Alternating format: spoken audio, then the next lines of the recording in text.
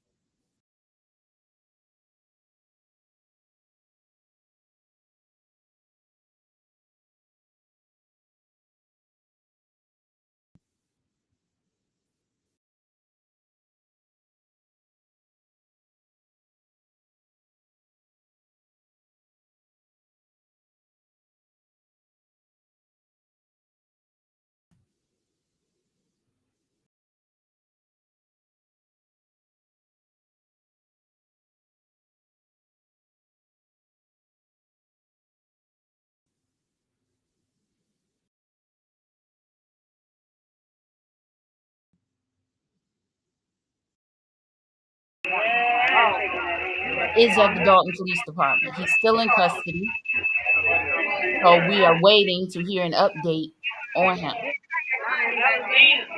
While we wait, we are going to hear from some collaborative partners. The first partner that we're going to hear from is Grace Levy. As you all know, she's been a big supporter of the Investigate and Advocate channel, and she's also a big supporter of Jedidah Brown. So we are going to right now yield the floor to Grace Levy, and she's going to give us her thoughts.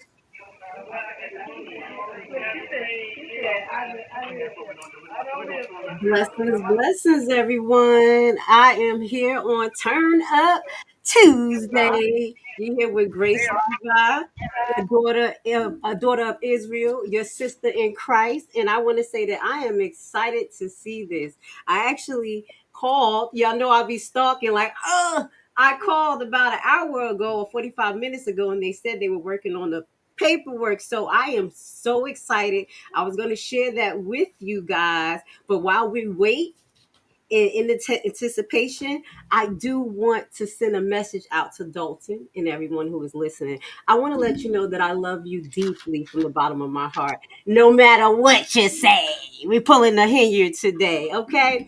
And that goes to say, I feel like I am an online resident of Thornton and Dolton. I have been putting in a lot of work, getting to know a lot about your community, and it actually reflects a lot of things that have happened in where I'm from, Newark, New Jersey. We have a lot in common, y'all. So with my my how can I say skills or my hobby, I am giving that to the community of Dolton, in which I focus in on finance issues, anything that you want me to kind of go deep into. We did Thornton, we're going to do Dolton, those type of topics. But what I will say, as an online citizen of Dolton and Thornton, what I say. I said what I said. I am calling out to the officials.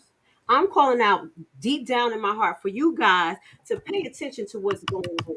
We are not actors. We are people who truly care about the community, and we want to see something good come from this. Okay? We're concerned about spending, and we have people looking into that. God be the glory. I am concerned about the taxes, and we have a whole live teaching you guys about taxes that's going up across the United States, but you still want to get a grip on it. So that's some of the things we are concerned about, and we teach on our platform. We're also concerned about the behavior the behavior of Miss Tiffany, Tahoe Tiffany, Supermayor, whatever you want to call her. She's a little bit out of pocket, and more than a little bit out of pocket. I'm trying to be modest to respect my sister. But y'all continue to watch what we go through as citizens online with the shenanigans. Okay, there's a lot of things going on in the background, and I think the officials do have an idea. So we're going to keep on pushing out information, guys. Don't stop, don't be afraid.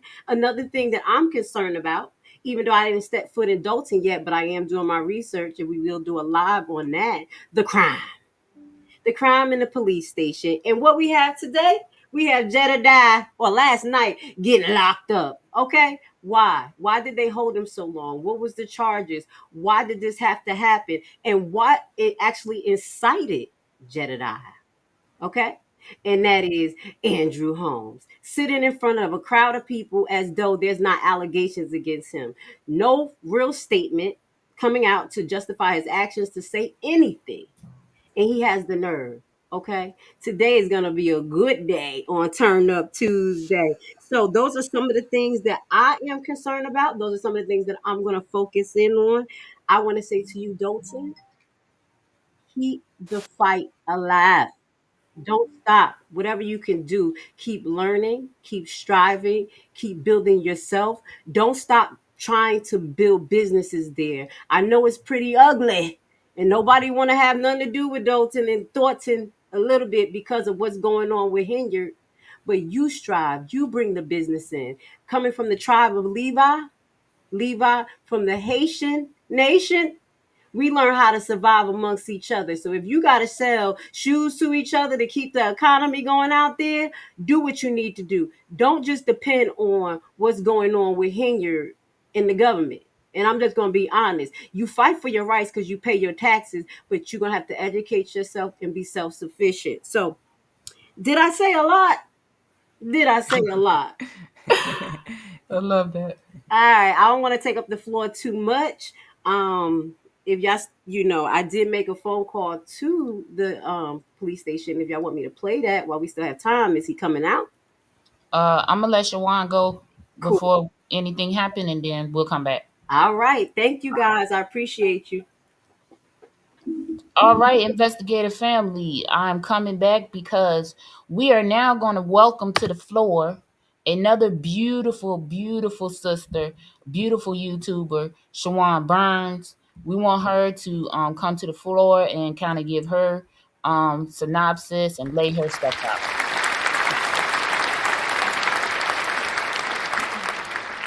What's up, fam? All shout out to all the investigate and advocate supporters. Thank you for having me on your platform, and to all my supporters out there with my business talk channel and my unpopular opinion podcast.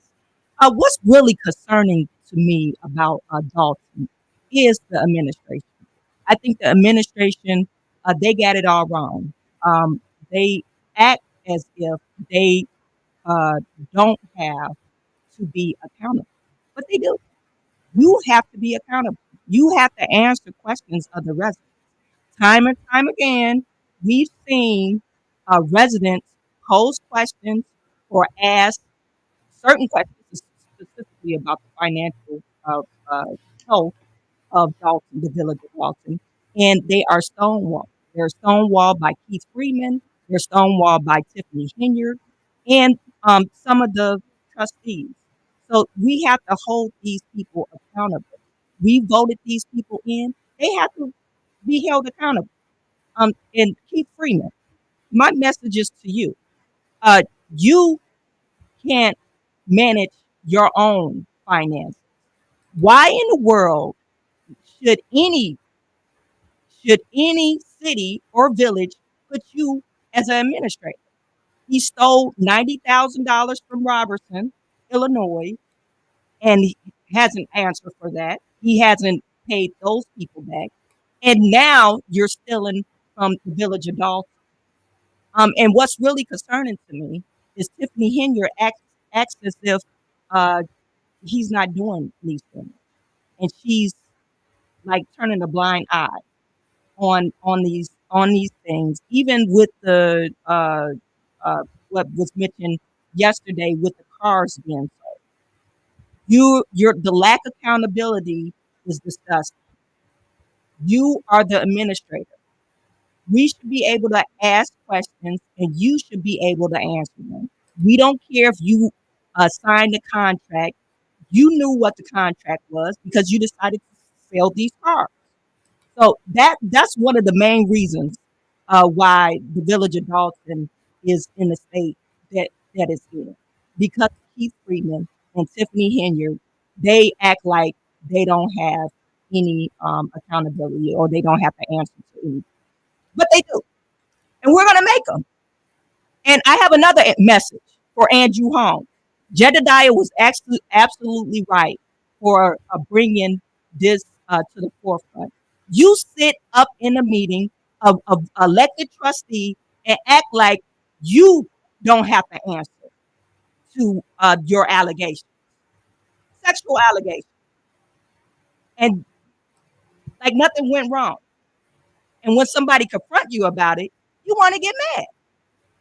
But this has to stop. And we got to put their necks, make sure we keep our foot on their necks, time and time, make them be accountable of their wrongdoing to people. Andrew Holmes, you need to make a statement. You need to step down as an elected official or temporary suspension. Suspend yourself. Do the right thing. Suspend yourself. And you know what? Another thing, you act as if you was gonna get with Jedidah, egging him on, and like you're not in the wrong.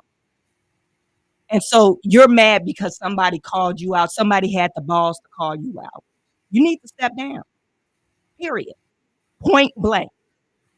So we need to continue to keep our foot on their necks.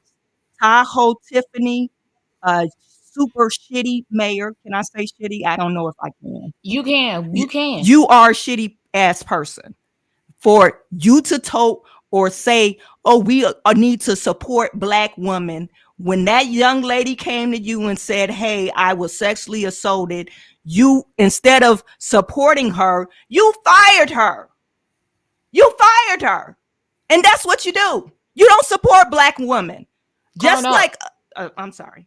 Nope, turn up. Turn up. Turn just up. like this is Turn Up Tuesday. Just Amen. like Alexis Wilson, you act like she was in the wrong, like Alexis was a criminal, and she was not. You still haven't answered those questions, Tiffany Henyard. You are a super shitty mayor. Okay, those are the things that really bothers me about Tiffany Henyard and Keith Freeman. They act like they don't have no accountability, but we as the residents of the village of Dolton, I'm not a resident, but I used to live in Chicago. So I'm going to act like I'm an honorary resident. I have cousins and stuff that lives in village of Dolton. So I'm an honorary resident, and I'm going to remain continue to talk about Tiffany Henyard as much as possible because you need to go until she get locked up, in jail, or voted out. I'm going to always talk about you. Period. Turn Up Tuesday. That's what yes. we're doing today. That's what I'm talking about. I'm done. All right, you heard it from Chawanne Burns. It's Turn Up Tuesday. We about to turn up.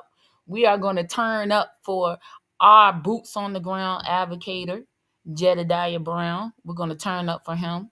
Right now, I'm going to give you some looks outside of, views that we have outside to let you see what's going on. Also, with Turn Up Tuesday come public comment. So we're going to get ready to maybe take some phone calls. We're also going to be joined by an INAA investigator, so that we can get the perspective of Jedidah's team, and what goes on behind the scenes, because he's a force. This man is a brilliant man, and he's a force. He's a force to be reckoned with. So anytime you need some advocating done for you, Jedidah Brown is the man that you should call. So We giving you looks outside right now. I'm gonna bring on our co-host. I'm going to bring on our co-host. Let's see if we can get this view right. Hey everyone. Can everyone hear me okay? Yeah. I believe they can. Yeah. Yes. All right. So I'm one of the investigators here with INA. Um, I've been with them for a couple of months. I'm one of the newest members of the team. But I will say one of the things that made me interested in joining INA is I saw Jedidah on a live a couple of months ago, maybe back in March, and I was like, "Who is this guy?" He we had some of the same similar characteristics, personality wise, and I was like, "Let me see what he's all about." And so I began to research him. Noticed that he was an activist based out of Chicago, activist advocate based out of Chicago. And once he began to take on the plight for Dolton, Illinois, which I was already watching since pretty much since September 2023 because I saw Tiffany Henyard on the YouTube clip. I was like, let me follow this guy. So um, he had actually reached out to me because I suppose some of the I was communicating back and forth with him in regards to this plight, and he asked if I would like to join his team. So of course I jumped at the opportunity. I'm all about advocacy um, and try to contribute in any way that I can. I was absolutely honored to join this team. Some of the things that I've been seeing here with Tiffany Henyard, I really honestly cannot believe the way that she speaks to um, the board, that they are also elected officials and they do not report to her. She treats them as if they're her stepchildren. Also, with the clerk that was elected, that lady, that woman is old enough to be a mother, and the way that she talks to her is just really unbelievable, unbelievable. And so, in along with that, I just felt that it was important to join this team and try to advocate for the residents of Dalton. I almost feel um, like I'm like Chawanne was saying, like an honorary resident of Dalton because I've been watching this for so long, and I'm really, really rooting for you guys um, to get the transparency that you so deserve. And I feel like it's so important.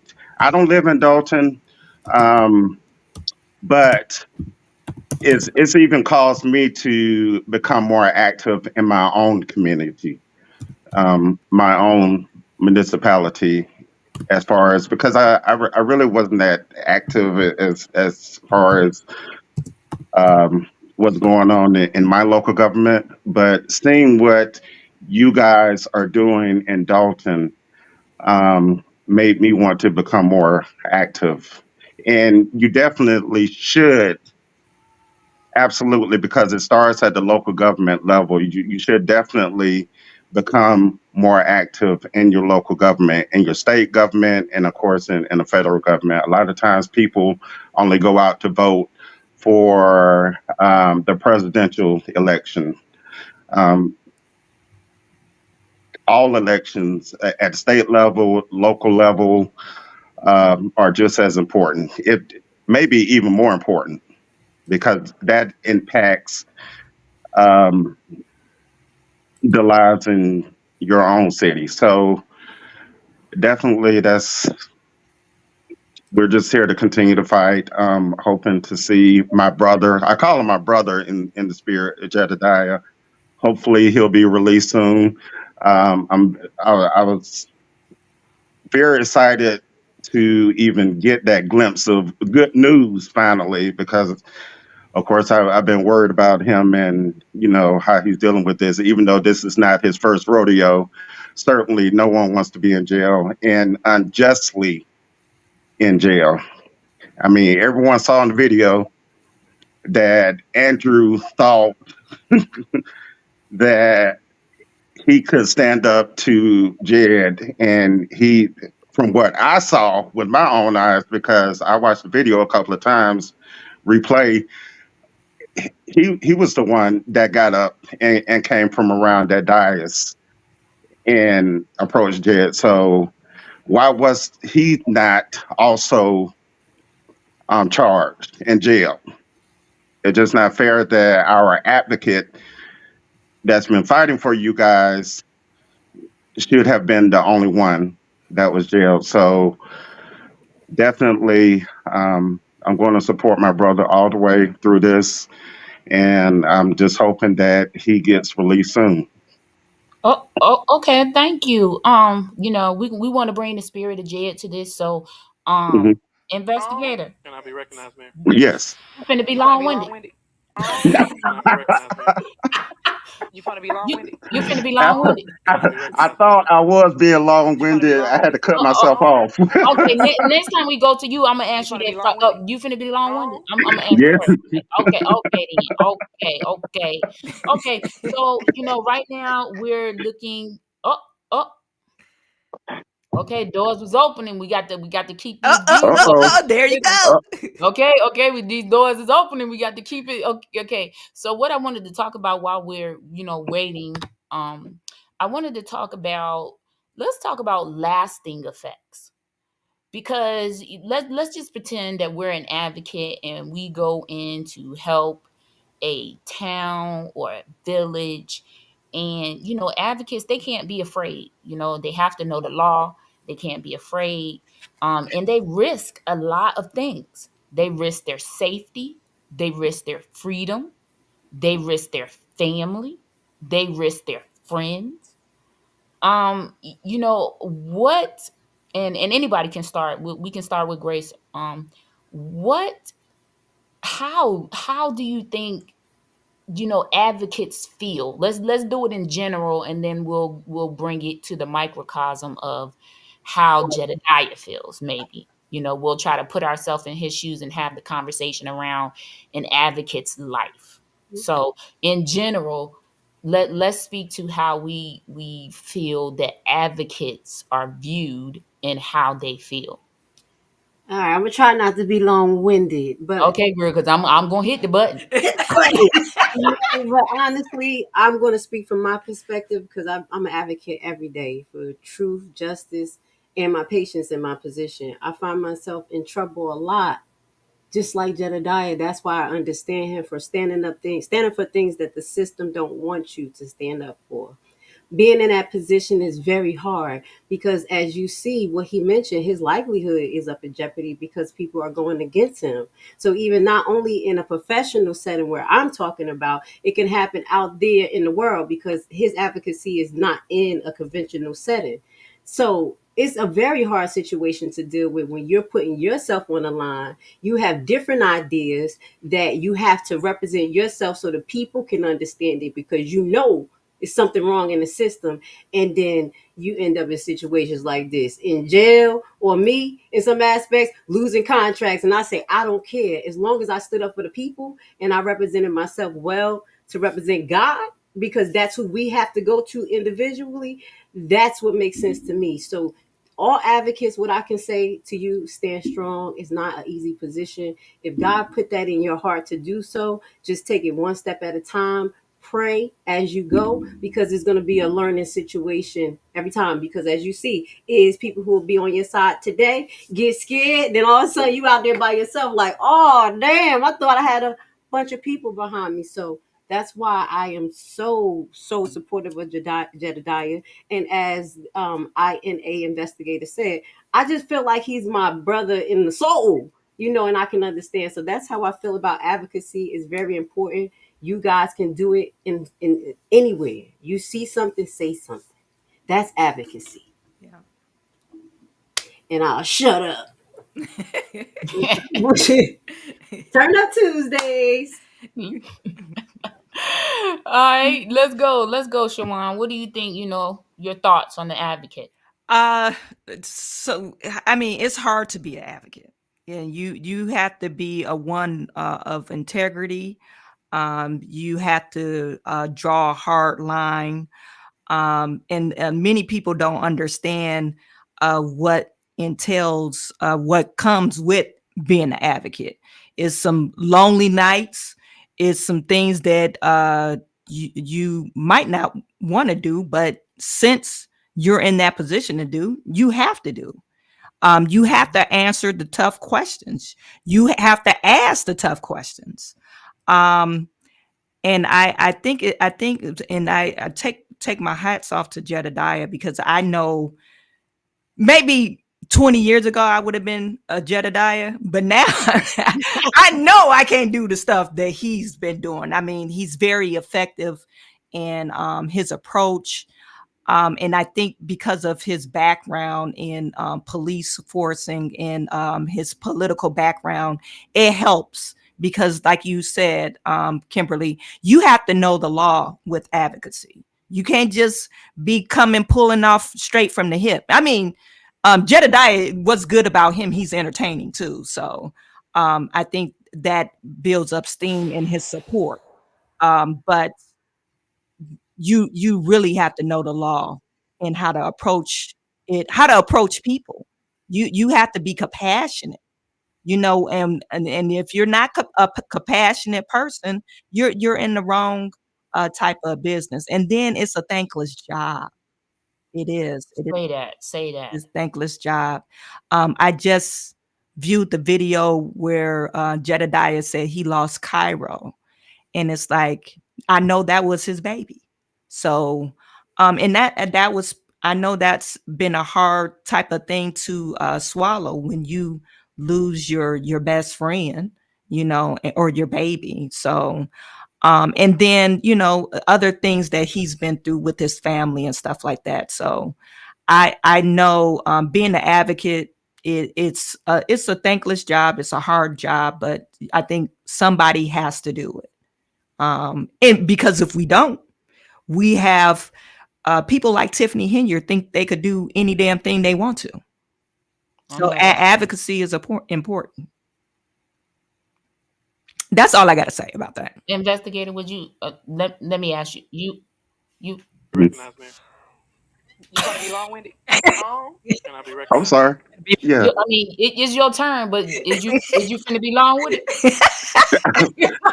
Maybe. Okay. I mean, we just need to know how to position ourselves. Everybody get your wine. Everybody get your drinks, because he finna be long winded. Yeah. All right, Yep. I'm about to go be ahead. long with it. Say Go it for ahead. your chest, big. Yeah. But in regards to advocacy, with my long-windedness, I will say that first and foremost, you absolutely must have the ability to be humble and really, really, really care about people. Um, you have to love people and want to be able to fight for what's right. I know many a time. Well, I'll say in my position, I'm in leadership. I'm going to be looked at a little bit harder to me than maybe people of other races backgrounds. Um, be just because I am a black man in America. So if something were to happen, um, of course they're going to look to me first to resolve that issue. And to me, by me being a black man, they're going to look at you a little bit harder. Um, Also, well, with an advocate, if you, of course, Jedidah is a black man, so a lot of times when he's asking for like resources, a lot of people are thinking that he's being a grifter. He's trying to do a money grab, and just asking for funds to fund his lifestyle when that couldn't be further from the truth. In working with Jedediah myself, I know he pays for everything out of his own pocket for flights or if it's anything else. So like I said, just being able to um, care for people and wanting to see what's right, for individuals. I just think that's the foundation for anyone that's considering being an advocate. Mhm. Okay. I wasn't that long winded. You was close. You was definitely close. I look, started look, with the usher finger up and step out of my pew for a minute. I look, said, I was about okay, 30 seconds out from being okay. okay. So okay, so let's talk a little deeper about advocacy. You see this comment here? He was selfish and made it about himself, taking the meeting away from the people. So, I want to speak to advocacy as, let's humanize advocacy. Mhm. Let's begin to humanize this person that is so selflessly putting themselves on the line. Let's think about, this person is asking the question that nobody wants to ask.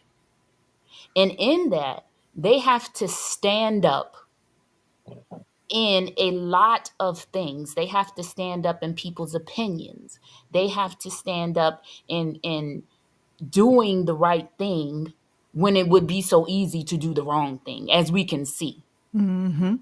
Yeah. So the portion I want to bring to it is, this person literally gives up their entire life to Mhm, advocate for other people. Who then should advocate for them? Mhm. Mhm. Since we're talking about Jedediah being arrested for asking a question of a survivor of a very delicate situation, then how do we then begin to advocate for him? Who does that for him? Who Mhm. stands up and says, no, he's been here helping us, and we're not going to let anything happen to him? You can do whatever. It's now our time to protect the asset. Can we start thinking of advocates as assets, as national assets? Because you can reach out these people and they fly around the world. They fly around the country to defend, protect, investigate, and advocate on others' behalves. And when it comes their time, it's like you said, Grace. You looking for the people, ain't nobody behind you. So that's what I want to begin for people to understand, that this is a man at the end of the day. He has feelings, he has thoughts, he has desires, he has goals. Mhm. So when does he begin to get to do those things or express those things? And let's speak about money. Let's speak about resources. I want to get everybody's thoughts on this grifter question, because we have to face these things, right? We need to face them. So when, let's say, you're looking on YouTube and somebody has their cash up, and they're not advocating for anything. They're just telling you, support this channel, help me do more videos. Mhm. Mhm. Why is that any different from an advocate saying, support my advocacy. If you support my advocacy, then I can help support you. Mm-hmm. Mm-hmm. Let's talk about the money thing. Who has thoughts? You, Grace, you want to go first? Yes, yes. Yes. I'm gonna try not to Yeah. say too much, but I am going to get into this. One of the main things that I have noticed as a person who tried to be a business owner and be in a leadership position, us as Black people, we have a whole lot of mush mouth talk. We talk about us being united, but when it comes to actually stepping up and making it happen and putting the proof to the pudding, it does not happen. There is a lot of situations where I'm going to highlight, which is totally opposite, but I'm going to tell you how the others do it and not to separate us. But this is a Black thing. Even in the situation with Rottenhouse, the gentleman who had the little boy who shot people at the protest, they had a GoFundMe for him. Not only did they raise millions, hundreds of thousands of dollars, GoFundMe let it go through. Okay, so when other nations have things going on that they support, even though that was totally negative, totally bad, they put their funds in to make it happen. They're very consistent. They put their feelings to the side and they make it happen. And when I brought this up before, when I was in a business meeting, they was like, "Oh, why you want to talk about white people?" Listen, because every other nation, the way they're moving, they move collectively. Everybody has their own feelings and emotions, but when it comes to one objective, we make it happen. We put our feelings in it and we try to uh pull down whoever's trying to move forth the movement. So that is one of the main issues with business and with leaders. And I understand there's an undertone that we have been screwed so daggone much. I'm gonna be honest, that it's hard for us to trust people. But sometimes you have to give people a chance and see them put the proof to the pudding. I'm a very skeptical person. And as I mentioned, I don't have a lot of money. And I have donated more enough as a single mother and don't feel one way that money didn't go to where it need to. So if you're going to tie, you tie. You tie in whatever you need to do. But us as the Black community, that's an issue. Also, you were going into, basically what the gentleman said as far as Jedidah making it about himself. And honestly, it really was not about himself. Even if he's there in the front, he was talking at the forefront. Who was he talking about? Fania. Who was he confronting?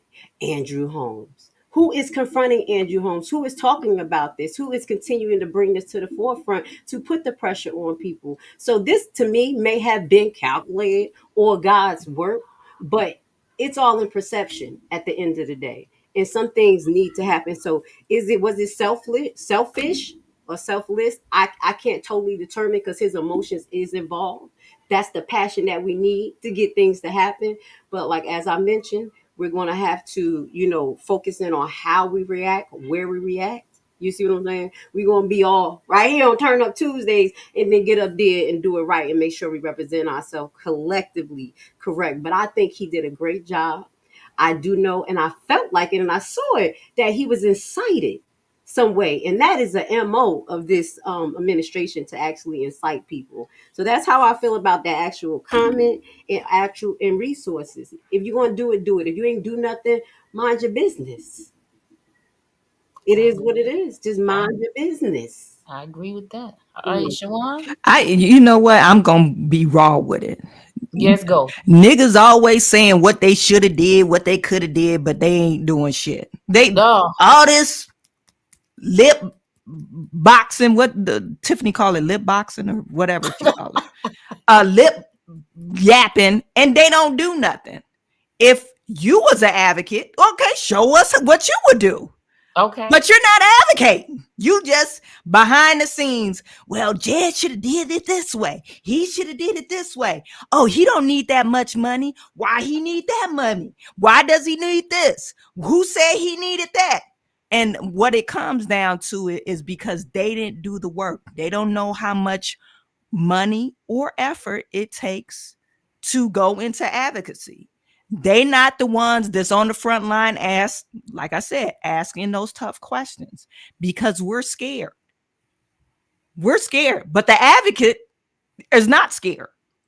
They ask the tough questions. And that's what it comes, when we talk about, and Grace said it perfectly. Other races, they get their money together and they put their money in for a cause and they raise a lot of money. But when it comes to us, we just be like, oh, he asking for $5 again. Well, how the hell you think he gonna fly from Chicago to Flint from Texas? He just supposed to do that on his own dime, and you reap all the benefits. You're the one who's crying like, oh, help the village of Dolton. Oh, help the city of Flint. But you don't want to put no money in. Come on now. No, let's be real with it. You won't help, but you want him to spend his own money and not feed the man, not provide his flight, not for food or anything. Come on now. This doesn't make any sense. So it doesn't make any sense. We always talk, but we don't show any actions and we don't show support of each other. And we cry for help. And when someone says, oh, it's going to be X, Y, and Z to make this happen. Oh, he asking for money again. Oh, he making it about himself. No, we need to stop that. Stop it with the madness. We need to really stop that. And I preach that to my audience all the time. We will never grow as a people if we always we know we need something. We have the same goal, but we want to argue which way we get there. We need to stop that. We definitely need to stop that. I know that was a short synopsis. Oh no, you good, you good, you good. You wasn't that long. You wasn't that long. Okay, wait, I'm trying to clear my throat. Just You see know if I'm this about to be man gonna be long-winded. long with My baby feel bad. Let me hear what you gotta say. Say it from your chest, baby. Okay, hold on. Let me call the row. Ain't that what? Ain't that what? Roll call. Call the row. Look, Call the row ROE, player. roll. Roll.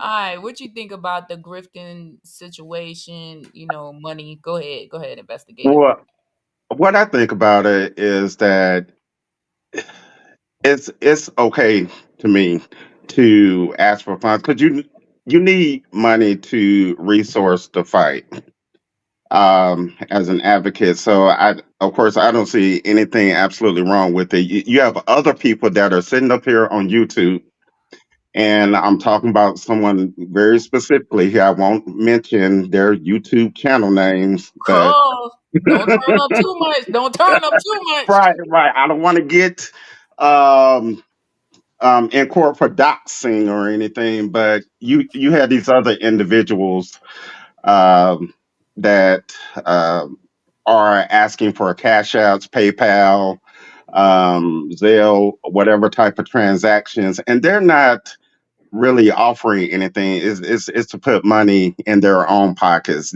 They're not advocating for anyone. They're not fighting on behalf of anyone.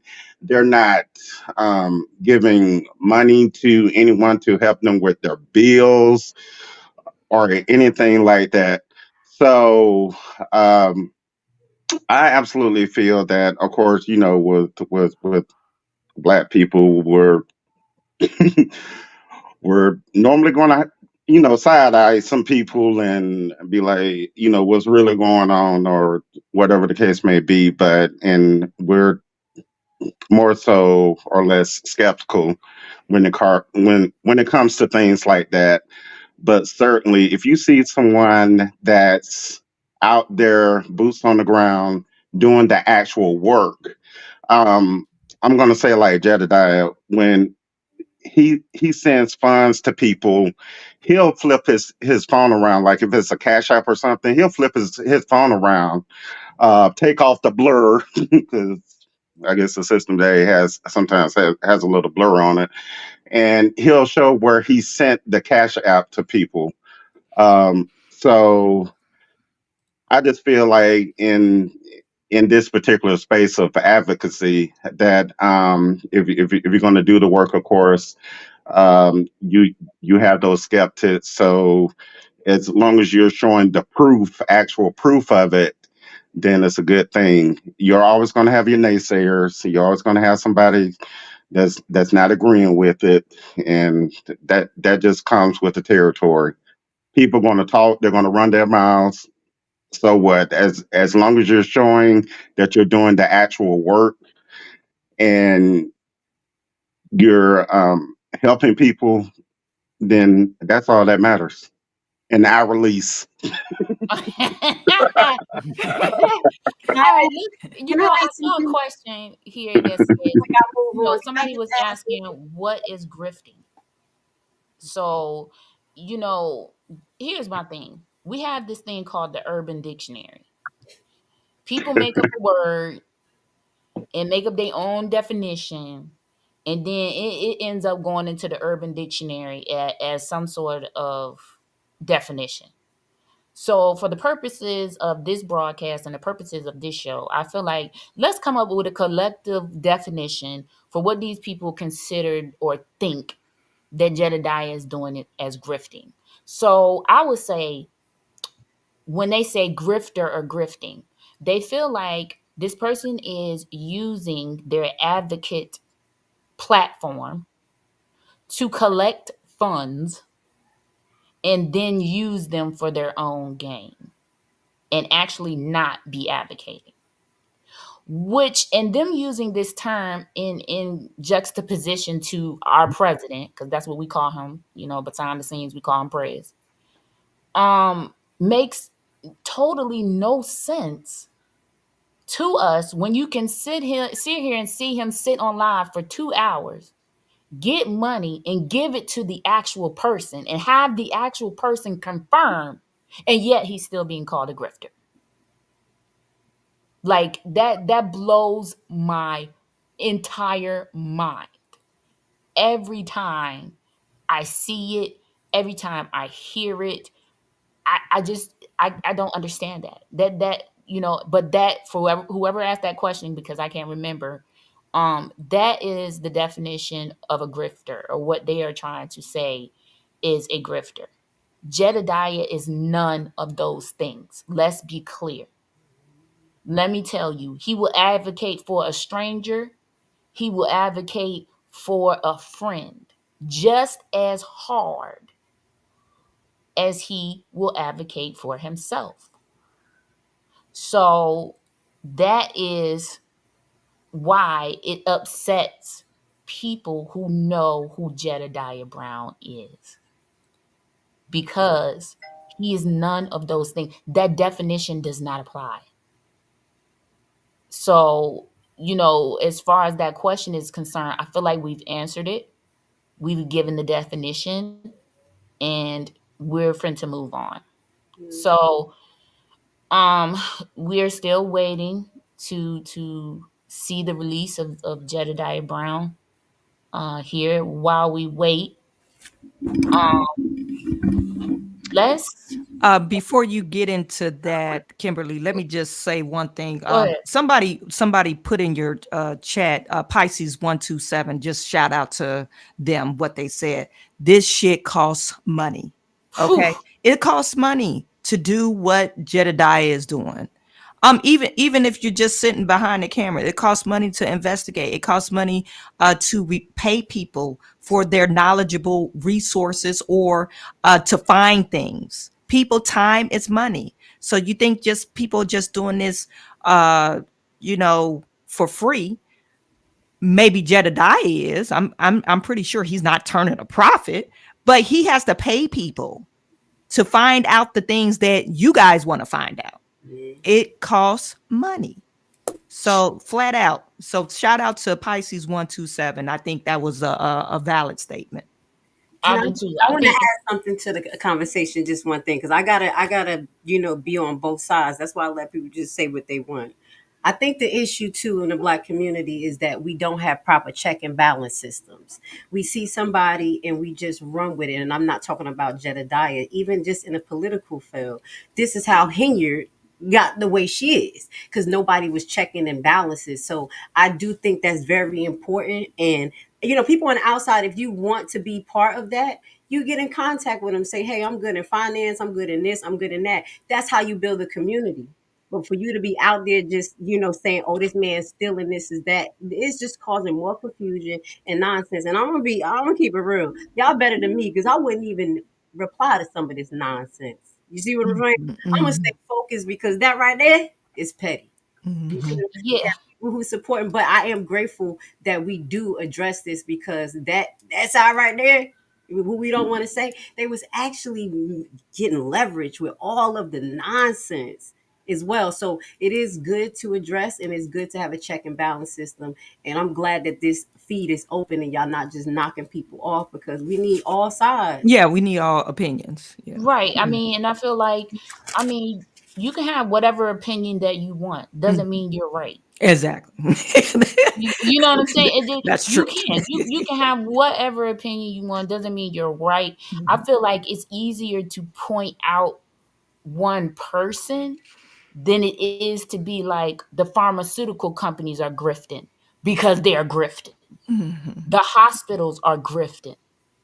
You know, you need to look at this thing in a wide spectrum instead of trying to narrow the spectrum to one person because you feel like you can attack one person versus a company of people. You see what I'm saying? Yeah, and because Jedidah is black man. Oh, why don't he get a regular job? Well, no, his job is advocacy. And if he didn't come up with if he didn't have effective results, people wouldn't he wouldn't have the support he has now. He comes up with results. And that's why he's an advocate and a great one. So we need to stop because you know Jedidah is, like I said, he's a young black man, and we do need to advocate for the advocates. That's basically what we need to do. We need to Listen, support him. that's the goal of this conversation right now. Because this comment that Amanda made right here, shout out to Amanda. Politicians Hmm. grift. They have the grift. Yep. What do you think they do when they have these $100 plate dinners? Hmm. What are they doing with your money? Right now, Mayor Brandon Johnson is paying a stylist $30,000 with the money that he grifted. Exactly, and he don't got no hair. I, Ah, he got a I'm just box of saying mohawk. that right there. That's Where the the hair comment at? right Where the hair? Where the man. makeup? That sums it up. That sums it up right there. Politicians are grifted, but you feel okay with that. You Yeah. know, like, yeah, this blows my mind. Let's go to another question. Let's have a perspective on something else. Let's look at something else. When you have an advocate, do you feel like they should come with a certain amount of pull or leverage? I mean, you can't just go out and get any advocate. Like, and you have to have somebody who has a platform Yeah. to make things move. I mean, what do you all feel about that? Do you feel that you should get, if something was happening and you feel like you needed to get the alphabet people involved, Yeah. or I mean, who you calling? Yeah.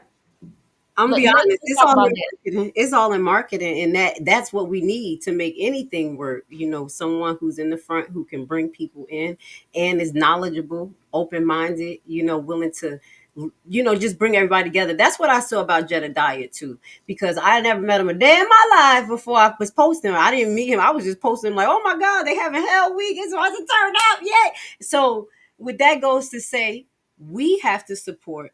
We have to support.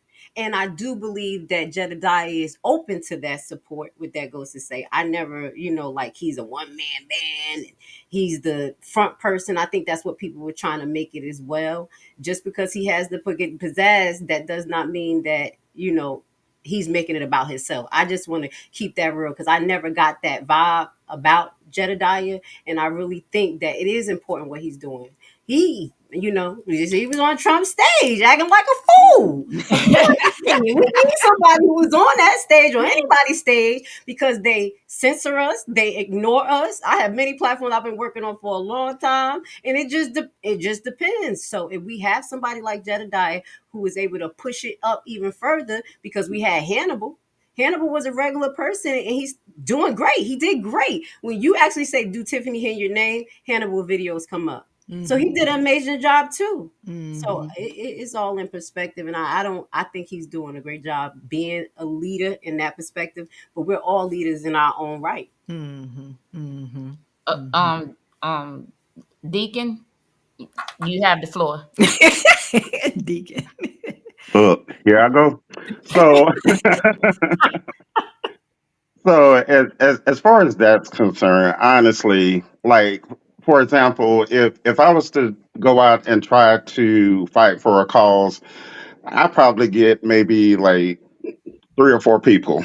So yes, I think it's because no one really knows who I am, or well, what some people know, but not on the national stage. Like for example, Jedidah. So I feel like it's important to have someone if you're wanting to take on a cause like that, whatever it may be. I feel like it's important to link up with people that are maybe on the national stage. If they agree with your cause, I would say, and then perhaps as you go on, like with Hannibal, for example, I'm pretty sure he had a small following at first, but now he has thousands of people that follow him. So definitely, I feel that if you want to go that route, someone either regionally or nationally that's known to the community and that actually has been out there and fighting. Um, if you want to link up with someone like that, yes, go that route. And then once you've been exposed out there, then perhaps you can go at it on your own in the future. But definitely, I just feel like someone that's been out there doing it um, is probably the best avenue to go. Oh, okay. Woo, Lord, okay, we getting good. We Ooh, getting the time listen, down. All right, we're I gonna. try to keep it short and sweet. I know that's right. It's hard. I know that's right. I'm gonna ask the mods to go ahead and drop in the chat the ways to resource, because we don't call it donate over here. The ways to resource this fight, the ways to help advocate for the advocator. Um, please put that information in the chat so that anyone that desires to give may give. No one here is begging. No one here is telling you you have to. But if you desire to help Jedediah Brown in his fight, that he's going to be fighting long after Dolton has got a conclusion to the matter, please, I'm going to put it up here as the comment. Please, please, please consider. This man has to pay lawyers. As Chawanne said, he doesn't come alone. He comes with help. Yeah. And I think somebody made a comment earlier. Help costs money. Mhm. Help is not free Yeah. for him. If Mhm. he has to source something out, he Mhm. has to pay for it. Yeah. So, let's surprise Jedediah Brown, and let's help him resource his own fight that he's going to be fighting long when he leaves Illinois. Mhm. He's going to be still dealing with these legal matters, with these people, um, long after he leaves Dalton, long after he gets you the results that you wanted. Mhm. He's gonna need some help, and we wanna help him. Mhm. Um, well, with that being said, we still waiting. Guess what we get ready to do? This get ready to be interesting. Ooh. But it is Turn Up Tuesday. Let's go. We get ready to get on demon time for the praise. I'm about to Okay. say, hallelujah. Looks like Okay. demon time. I don't know about that. I don't know if the two go together, Shabab, but we're gonna get on it. I'm like, oh no. I's a married woman. Okay. No, no. This is hilarious. I am actually sad that Jedediah is missing this, because this Oh is my hilarious. God. We all We watch. are gonna get ready to take some public comment because today is Tuesday. It's Turn Up Tuesday. And after we've had these conversations, we are getting ready to take some calls from you, the viewers. We want to hear what you have to say. Um, all we ask, I'm doing the Jedi. Let me see, can I find the Jedidiah voice? All we ask is that you be respectful. Please be respectful. That's what we're gonna ask. We're gonna ask that you be respectful when you call in, because we're gonna be respectful to you. Yes. You can call in. Oh, I just got a message.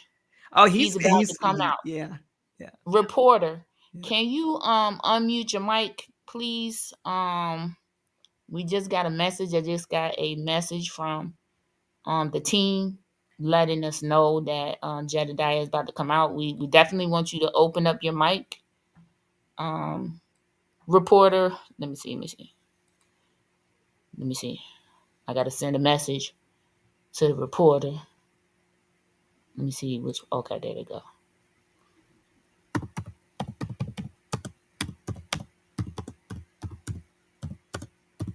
Don't tell me you a one finger typist. And and I mean, it's. Let me give you a. Like, what is I'm about this? to give you. I'm about to give you a Tiffanyism, and I mean, it's. So, False accusation. False okay, validation. okay, y'all is getting on it. Y'all is turning up. Y'all turning up today. This right here is making me feel good. For Jed, and I'm so glad. Listen, when these sound bites were created, this one is my favorite one. I'm gonna play this one because I was told by our team that they're doing something, and then Jed's gonna be coming out. Give her the ability to hide her dirty deeds, and you will gain my attention. And this is your official notice that we will uncover every bit. Now, listen. I don't know if y'all know where. Let's talk about where that sound bite came from. I'm gonna tell you because this is funny. Before he comes out, the sound bite came from the meeting, the township meeting that Jed went to, and they were blocking Valerie Stubbs from talking. Oh yeah. He had after Valerie Stubbs went, then he went, and that was part of his speech. But let me say this. Do you notice that after he said that speech, he pointed his finger at the lawyer, and she ain't been back since he did it?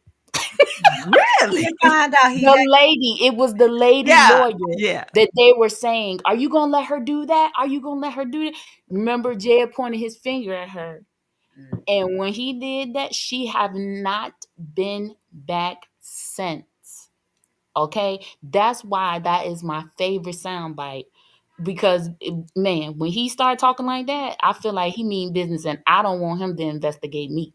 And I ain't even did anything wrong.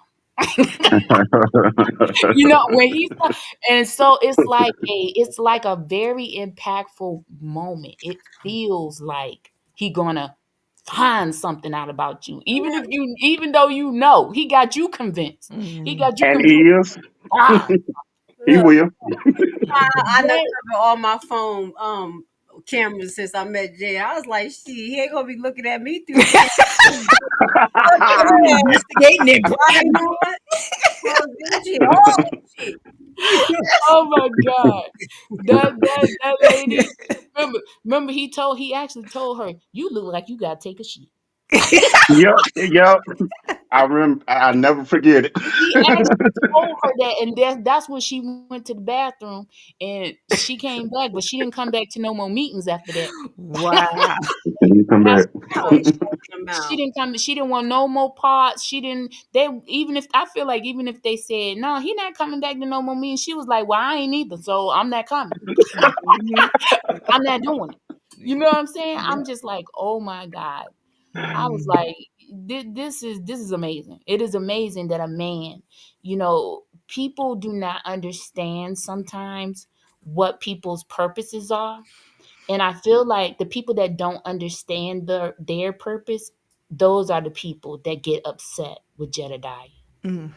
Mhm. Because he is a man who knows his purpose. Mhm. And his purpose is to advocate for people who cannot advocate for themselves. Mhm. There go my Jedidiah voice. That's his purpose. That's his purpose to do that, and he knows that, but that intimidates. Oh, Oh, there he is. Oh, woo! He's coming We out. shall Reporter, can you unmute? Oh, he's out. Yes, can you coming out unmute? looking like yesterday. Go, Yes, can boy. you unmute? Can you unmute, reporter? Lord, child, these technical I'm difficulties. Let like, me ask ooh, him. ooh, ooh, ooh. That's my brother. Let Get me him, ask Ed. him. Get him, though. Get him, though. Good enough. Get him, though.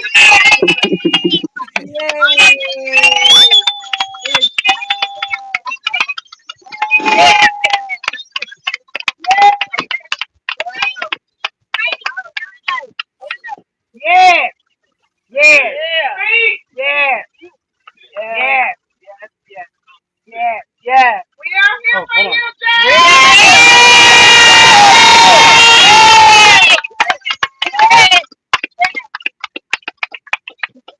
All right.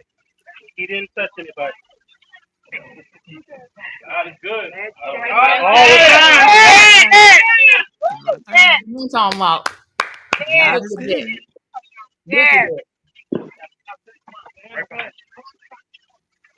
Oh, they got him a mic. Yeah, he got a whole system out there. Mhm. We not commentating. We in the background, so they can't hear us. Oh, they can't hear us. Okay, No, good. they can't hear us. We'll commentate. We'll commentate when we get up there. Oh, the news people out there. Huh? The news reporters out there. Old girl from Yeah, they lots of people out there. Lots of news. I had a news wire sent out. Okay. You know, you get a little musty. You all good. Say first of all, thank you Uh-oh, the sound. for looking at the fact and for rejecting felony assault charges. Amen.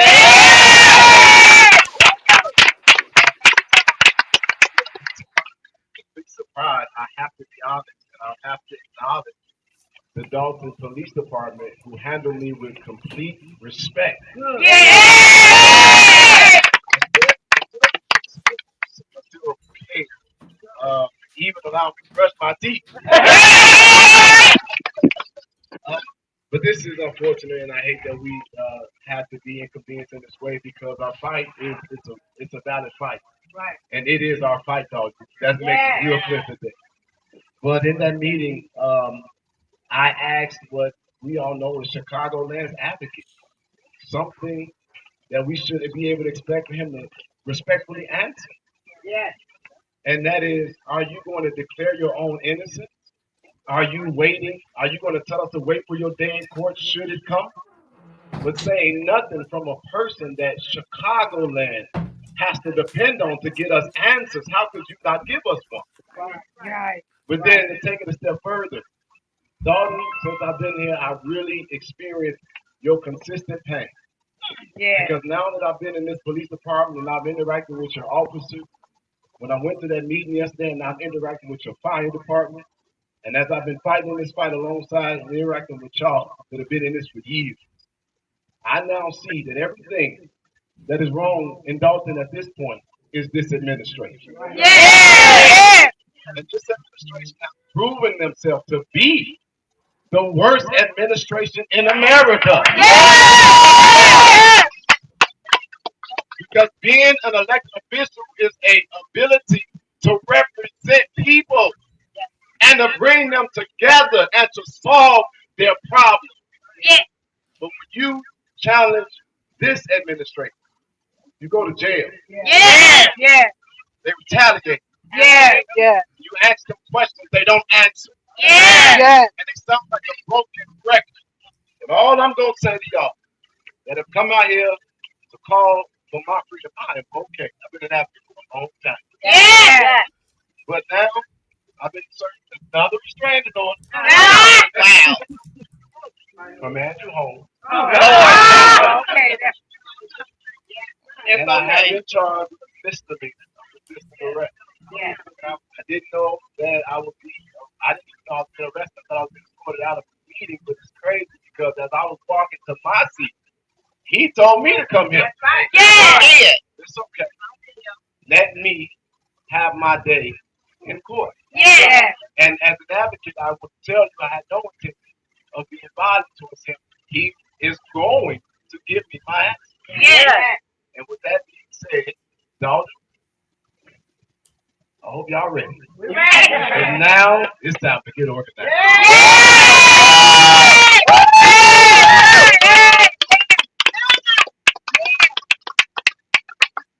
I'm sorry. I'm going to that too. Shock me. I would not. I would be do. First of all, I want to thank JB for keeping his word. This man has showed up, and he said that if you're in any trouble, I'm gonna show up. Yes. He helped him put out his truth and tell his story, the part that he did. Yes. And I honor you. Yes. Thank you. Thank you. Yes. You spoke so amazing. I see advocates from Chicago, Shaan Burns. I'm not even gonna get to all the names because I'm gonna get in trouble. That's I love you, Mama Giles. I love you, Mama Mary. I see you, Sherry. Oh my God, Paul! They don't Paul. Okay. Yeah, bro. My inspiration today, but I'm gonna say this: everybody, I love everybody. Okay. Yes. We love you too. The man, I was going to jail last time for you because I was going to jump through the screen and fight. Now when they going to jail, right? Yeah. Okay, so I'll take last but not least, let me tell you something. I didn't have not one bad moment sitting in that jail cell because all I can think on is you. And I want to let you know for me, I'm in this thing with you until the end. Yes. Yes. You are I'm here to fight. Y'all don't have the heritage because of you. Yes. And I want you to listen to me. It's an honor. It was an honor, and it is a privilege to have stood at that podium and demand an answer. Yes. And I'm going to tell you, this didn't scare me. I'm only going to get louder. We're going to get our answers. Yes. And we pray that the FBI and the police department of Yes, Vegas Lord. give us our answers. Yes. Nia, I got your back. Yes. We got you. We got you. Yes. We got you. We got you. We got you. Yes. We got you. Yep.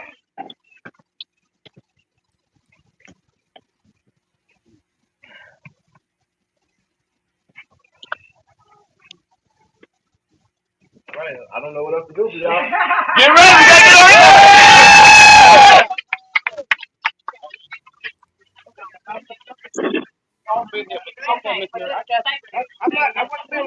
Baby, hand me that cord right there. The white one. Okay, Miss Mary out there checking the news people.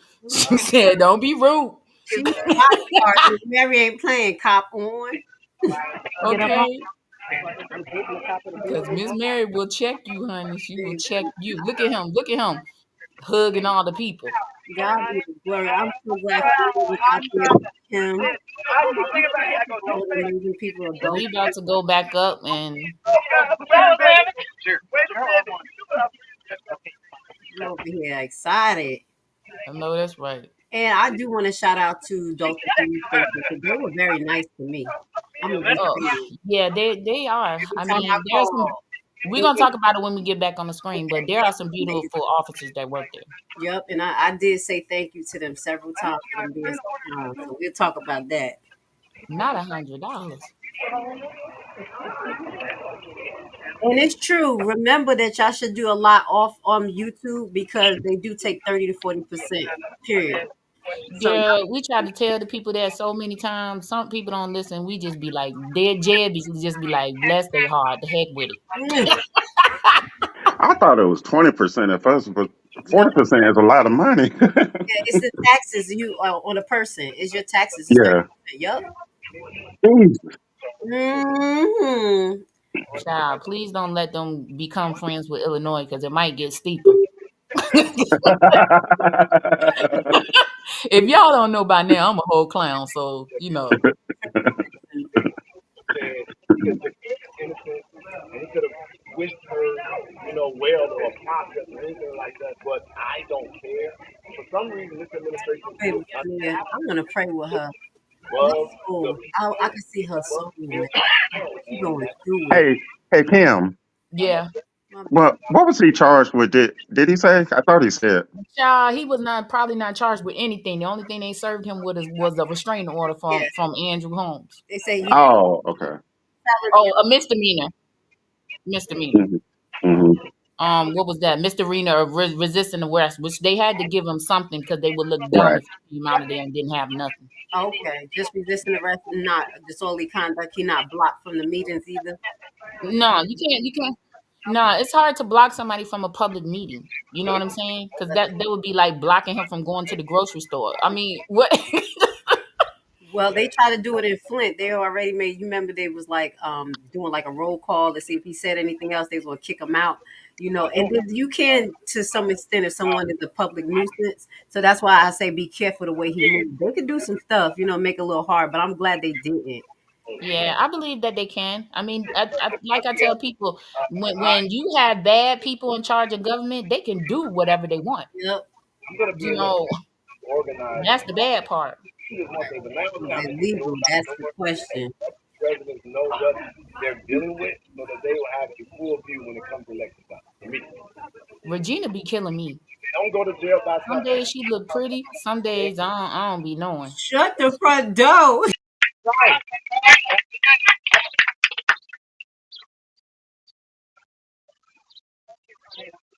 Same. Acting up on Turn Up Tuesday. Okay, I this don't what need we a do. drink. I could just get it in. Like, This wait, what me and wait. Jed be doing. This what me and Jed be doing for real. If we show y'all a video when we be done, this is what we be doing. We be cracking up. There you go. I'm so glad he back on. I think I'ma cry when I see him. Yeah.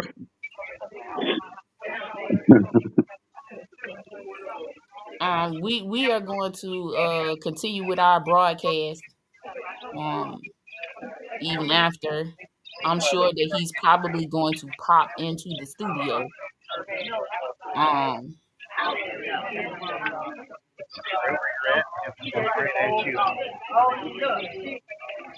Let me see if I can get him to talk directly to us. Miss Mary is not playing, yo. She on it like kryptonite. She like, back up. Like, that's what I'm talking about.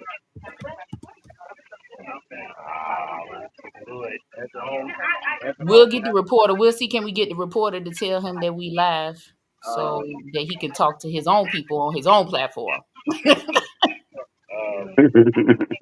Border protection against me, but they do not get felony assault.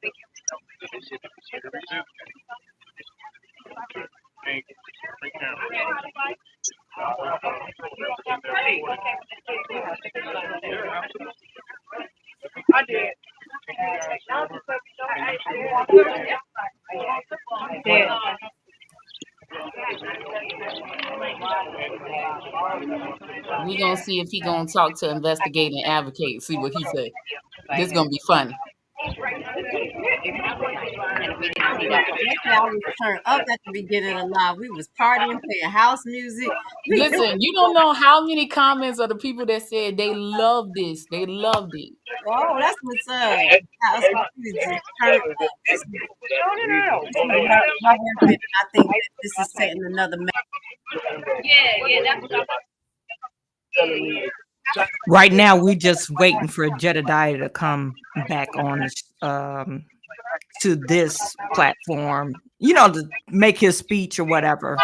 And then we're gonna get back to the show. It looks like he's being interviewed with several reporters. I know CBS News Chawanne, reported you the on mute, incident. so we can't even hear you.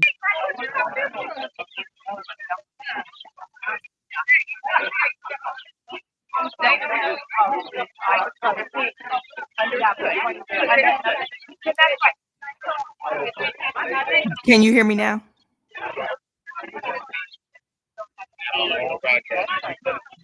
Can you guys hear me? Yeah. Yes. Yeah, we can hear you. You know, I was just talking to my audience or whatever, but is he right now interviewing with, you know, the several different Yeah. agents? Okay. We waiting for our for our person to be able to talk. Well, at least have him talk in the camera because he's not gonna be able to hear us. Okay.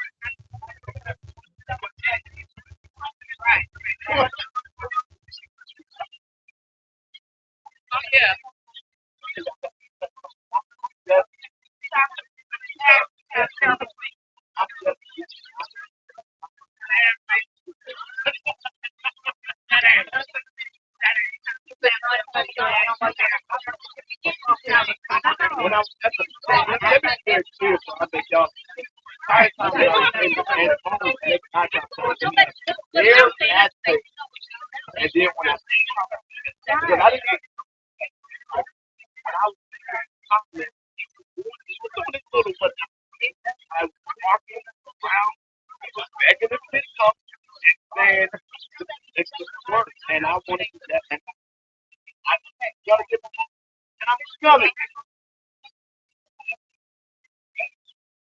all of it. To the producers of H7, I hope you all will. Let's find a path. Thank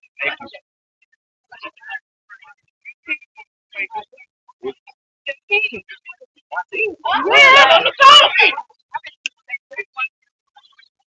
Oh, okay. Well, to my team, call me. You Yeah, said, call me. "Fool." Hey, I tell them will to reach out to my come team and to the people on Facebook. Give me a second. I got a lot of say. got a All true right. African I know he do. I'm like, dirty. I tell you, look, I'm gonna tell you something. no, This is my first time eating Olivia's. Dalton Police Department gave me Olivia. they like get this bitch out. They like get here the fuck out. Whatever you need to do. You want to burn them? I'm gonna tell her to mute, and then we're gonna come back and we're gonna talk, and we're gonna go right back into our broadcast. And listen, we'll Okay. we definitely will hear from him. Um, Jedidah, I just want to give you a high five. give me a Hey, second. so, okay, let me tell y'all something though. Let me tell y'all something that was real funny. Get them low. They Yeah, said he's funny. it was 12 o'clock. They said that they came in at 12 o'clock. Then they said there's a flyer that's just been up. They said, do what y'all gotta do. Get him out. There's people coming to get him. They was saying, bring people out of here. I said, they're like Joe Clark from That boy a fool. He is a straight fool. Oh! That's what it turned out.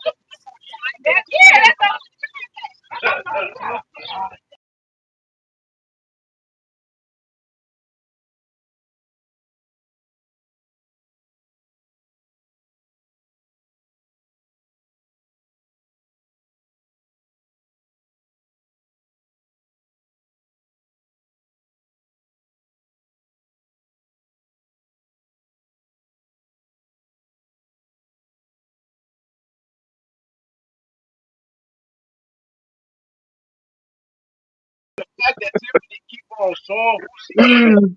and she wants to go telling me, I'm saying this, y'all. I am now about to do my investigation into Tiffany and y'all. I'm gonna report on everything I find about her. Because she Uh want a oh. felony and I want federal charge. You hear that? And I want you to do that. I want her to have federal charges. Like We want her to have fellas. we want her to have We want her to have. that's like and that's it. And she want a federal We ain't putting cases on all you. Don't say the felony thing. I hate to take it away from him because he's so funny. He might say something else and we miss it. No, that's the last thing I'm gonna say that I think is funny. Y'all mean to tell me that the time I go to jail is when Lacey ain't in the real time? You see him? I was going to jail when Lacey was here. Lacey don't.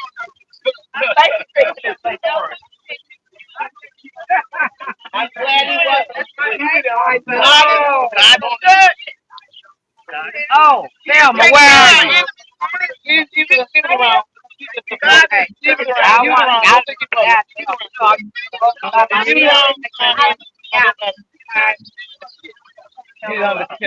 I know it don't smell like this. Okay. I don't say y'all get smell that on. Hey, Shawan and Grace. You know what I'm about to do? I'm about to foil the police phone log for last night because that phone log had to be crazy. They from Florida. They're Washington. Yes.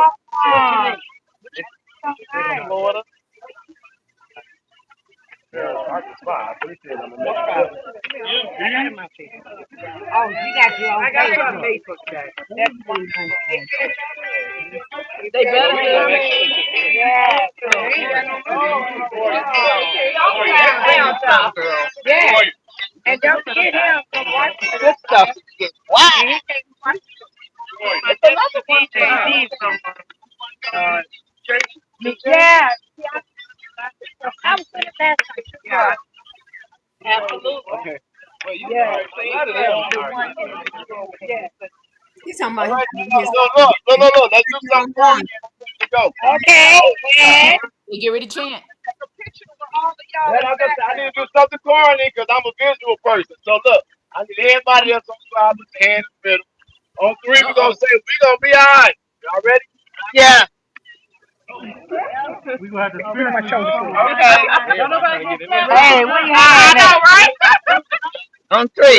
Shot. 1, 2, 3. We gonna be Yeah. Oh Oh, my right God. there, I felt it. Get that right there. Woo! girl, I know. Yeah. Yeah. Yeah.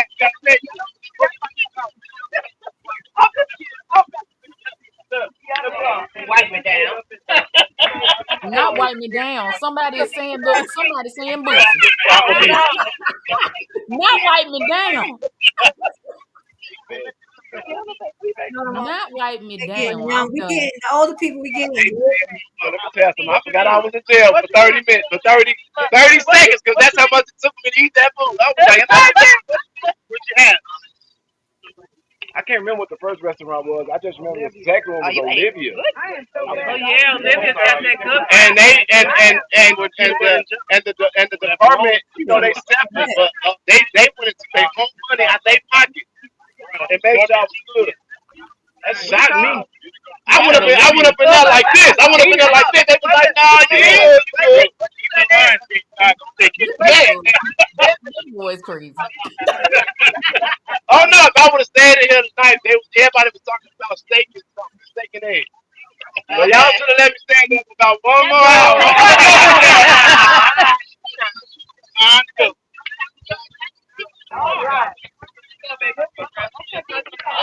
Oh wow. Jay gonna talk to everybody. Do you hear me? And the soul out there gonna be missed because They he's great. pulling him Look at like, that. come on, let's go before they Look try at to that. pull you in there again. Look Blood at and look, water look and at the president. Look at the president.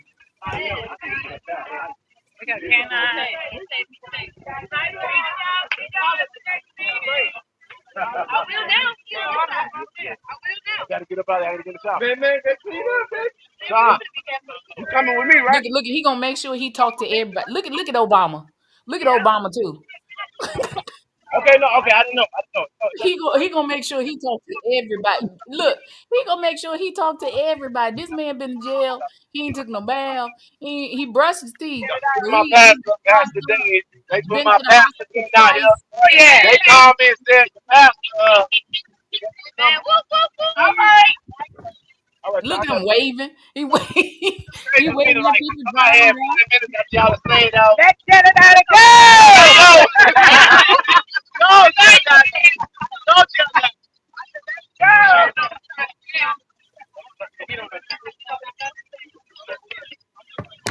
All right, I'm gonna get ready to put us back up so we can begin to commentate, and we'll watch him as he goes away. Go home and eat something. They making him get in the car because, as you can see, he don't know how to stop. All Hmm. right, all right. Our man Jedidah Brown, our advocate, boots on the ground. He is out, um, out of the Dolton Police Department. He looks surprisingly refreshed to me. I tell you. One thing we do want to do is we want to thank the Dolton Police Department for taking such great care, and that came directly from our advocate of him, Officer Terry Young, who he shook hands with when he came out. We want to thank them for taking such great care of our advocate and feeding him, and you know just taking great care. There are great officers out there. Just because the administration is corrupt doesn't mean that everyone has that thought process.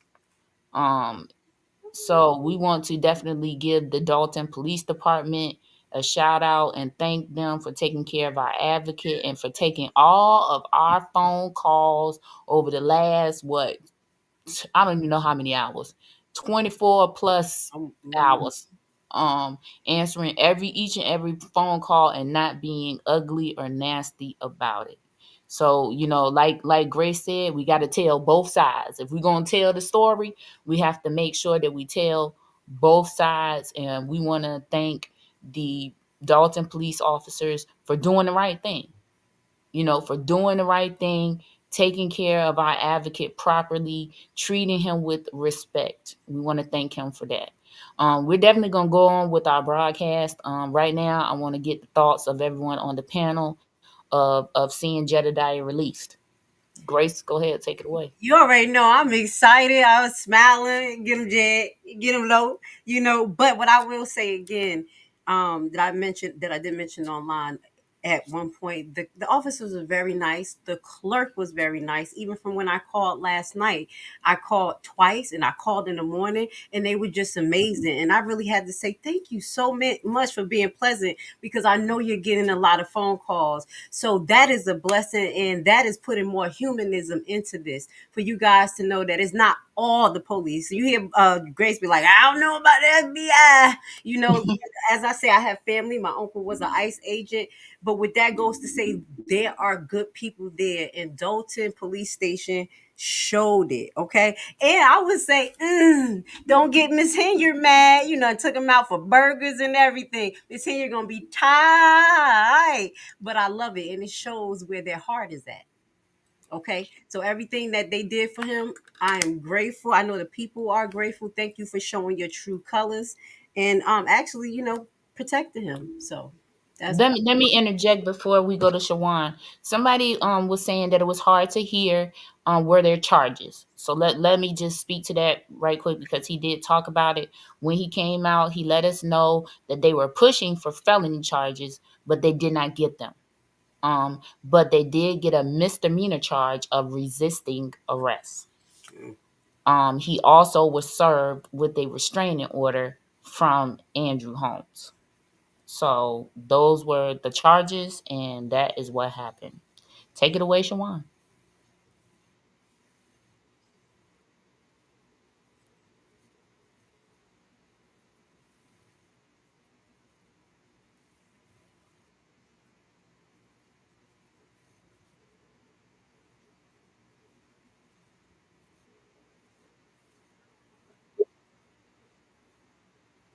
What feeling did you have when you saw this, when you saw him come out and begin to embrace people? Yeah.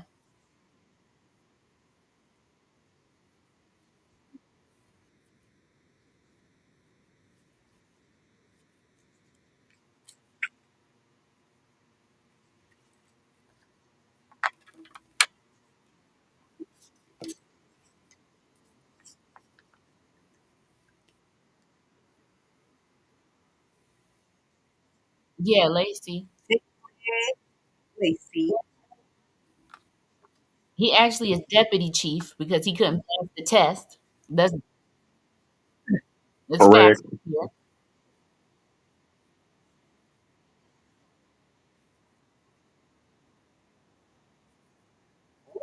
Ooh, I got,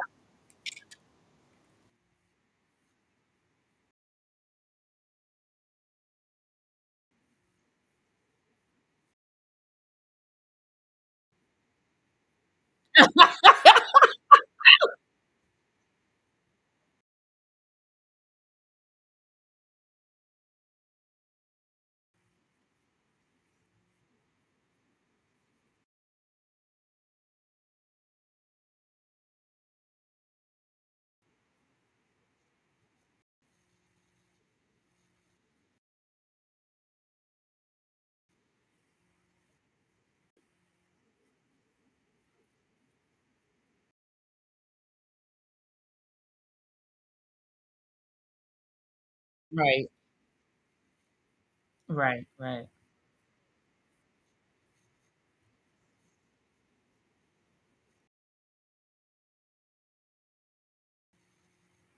Okay, Deacon, you awake? What? yes. Look, it's Reverend. No. Oh, Um, no, I'm just happy and absolutely relieved to see Jedidah being released. I feel a lot better because last night I was really worried about him. Um, he was just in my thoughts and prayers all last night. Um, I'm just glad to see him released. A lot of people, as you know, love Jedidah. A lot of people follow Jedidah. They support him.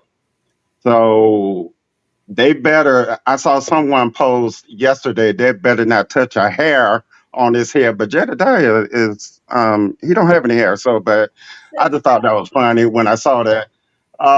But I'm so glad because I was really worried about the way that they would actually treat him. I was just thinking all types of thoughts were going through my head um, while he was incarcerated. But I'm so glad to know that they treated him remarkably well while he was incarcerated and gave him the utmost respect. And they better had gave him the utmost respect and treated him well because it was going to be hell to pay had they not done that. So they knew better. So yeah, I'm just glad. okay, good, good. Okay, so let's somebody. I saw somebody make a comment about the ABC 7 piece. Uh, I would say it was a hit piece. That was put out late last night. And somebody was saying, I bet you Jedediah doesn't know about what happened with ABC 7. But whoever made that comment, what I want you to do when we finish this broadcast is I want you to go back to the moment that Jedediah came out and he was speaking to the media. And he actually spoke to ABC 7 and he told them, I know what you did. Let's find another path. So let me let you know, not only is he an advocate, but this man is brilliant. I mean, he probably used his 3 phone calls and made them matter the most. He called who he needed to call, and he was given the information he needed to be given in a timely manner. So, you know, he knows. Just don't ever think that he don't know. Just don't ever think that he doesn't know what's going on because he's well aware of lots of things that are going on. He can't tell you that he know, but he's well aware of things that are going on. So now we're going to give the public an opportunity to call in and make their comments. Let's go back over the rules again. You can call in, you can make your comment, express yourself. It's Turn Up Tuesday. We want to let you be able to have public comment because this is what we would do if Jedediah was here. And who knows? I'm telling you, he's probably right now sitting in whatever vehicle that he's in, listening. Get him, Jade.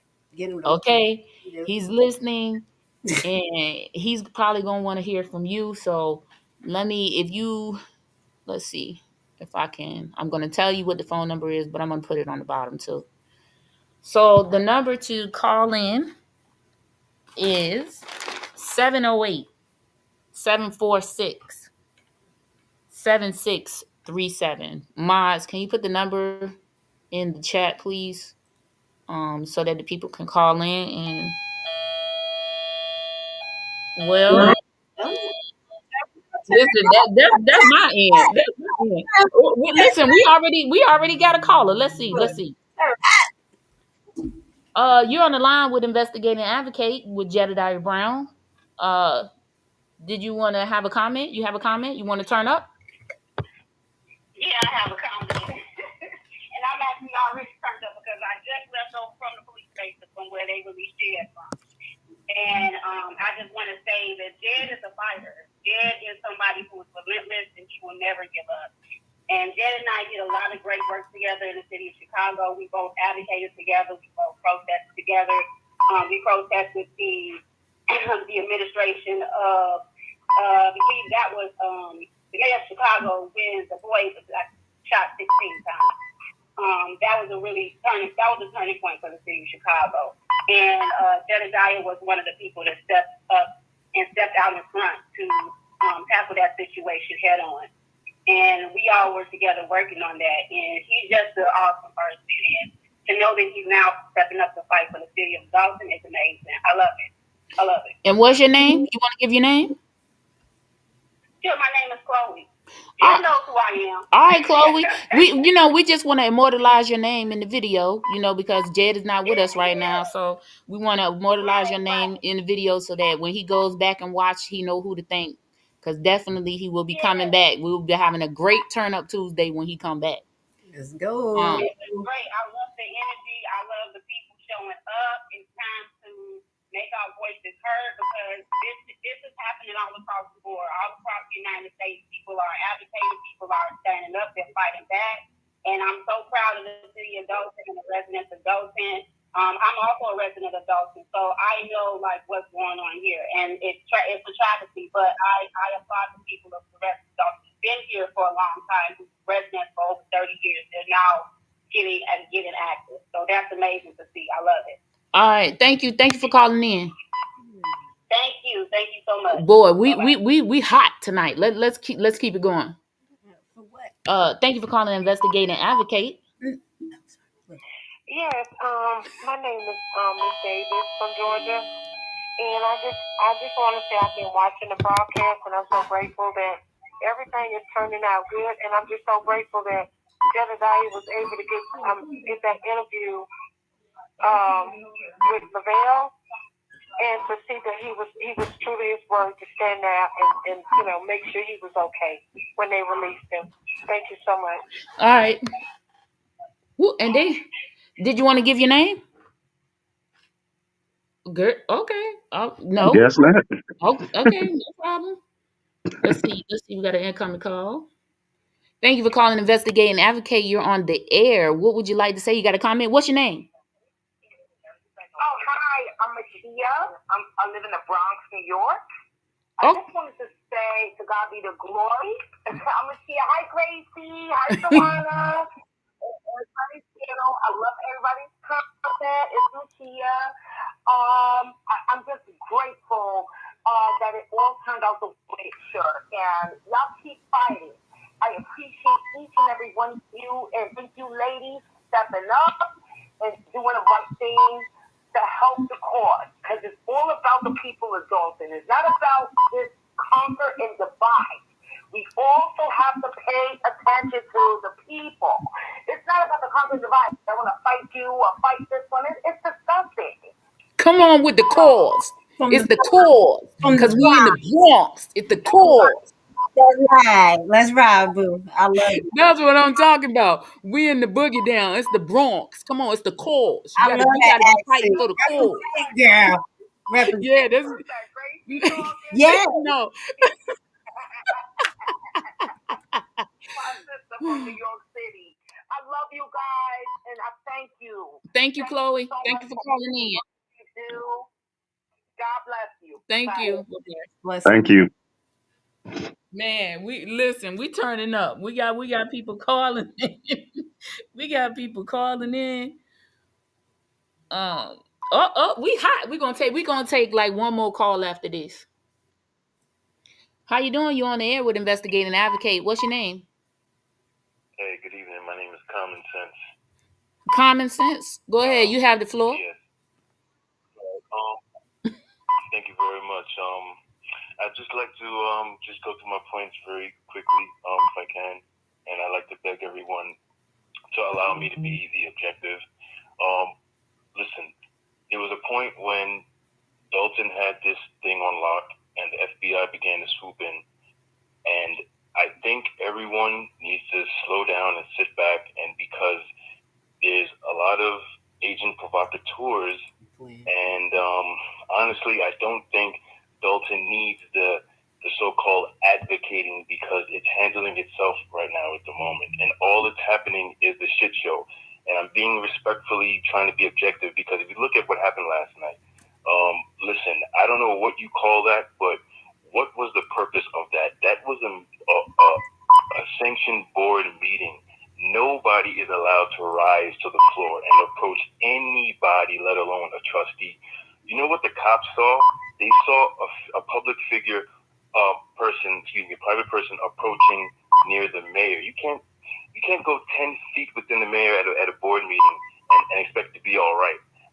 And I'm sorry, but grown adults are saying, I stand with this behavior, I stand with that. What do you stand with? Because there's elders out here that are towing the line of what young people are doing and what they're thinking.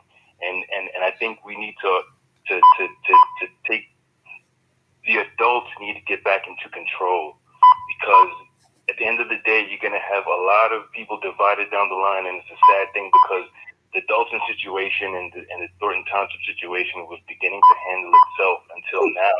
You have whole meetings being disrupted, and nobody talking about that. If the Open Meetings Act is important, then what about disrupting a whole trustee meeting?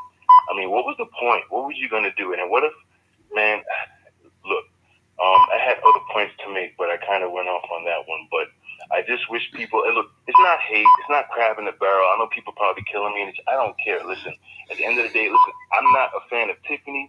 I don't like Andrew Holmes. I hope they go to jail, and I hope everyone in Dolton get what they need and get what they deserve, and everything go back to greener pastures. But at the end of the day, we need to sober up and stop letting these agents coming from left, right, and center, because you need to do your homework, look at history, and stop calling everybody a hater. People got history, okay? Like, we need to stop acting like, like this guy is not an open book, all right? Never mind his personal life, because even, whatever, right? But let's not act like he had stolen anything. Let's not, and allegedly, right? Let's not act like, he hasn't been involved with other people and that are still left open, ain't unsolved yet from what I understand. There's still questions up in the air about this case, that case. You just traveling, like a snake oil.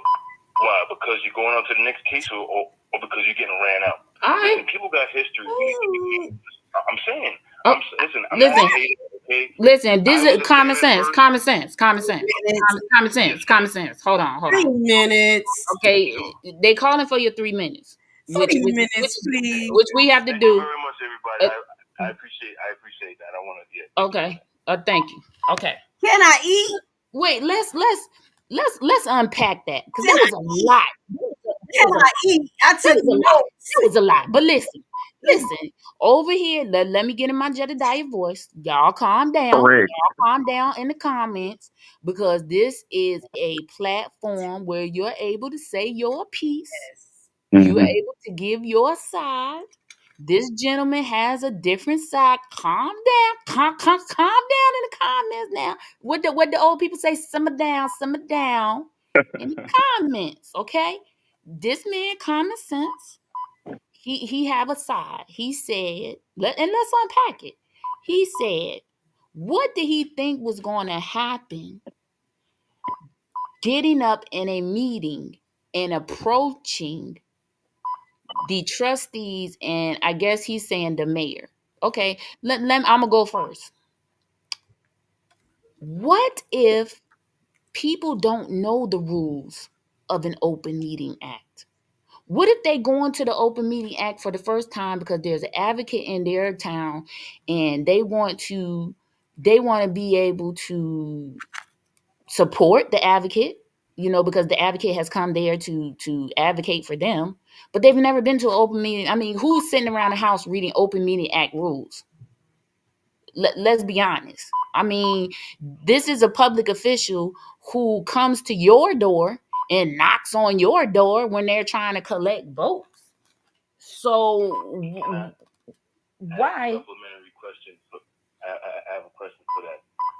Good. No, his 3 minutes was up. We get ready to discuss it. He gone. He gonna have to take common sense. Type your question in the chat. You have to get into this.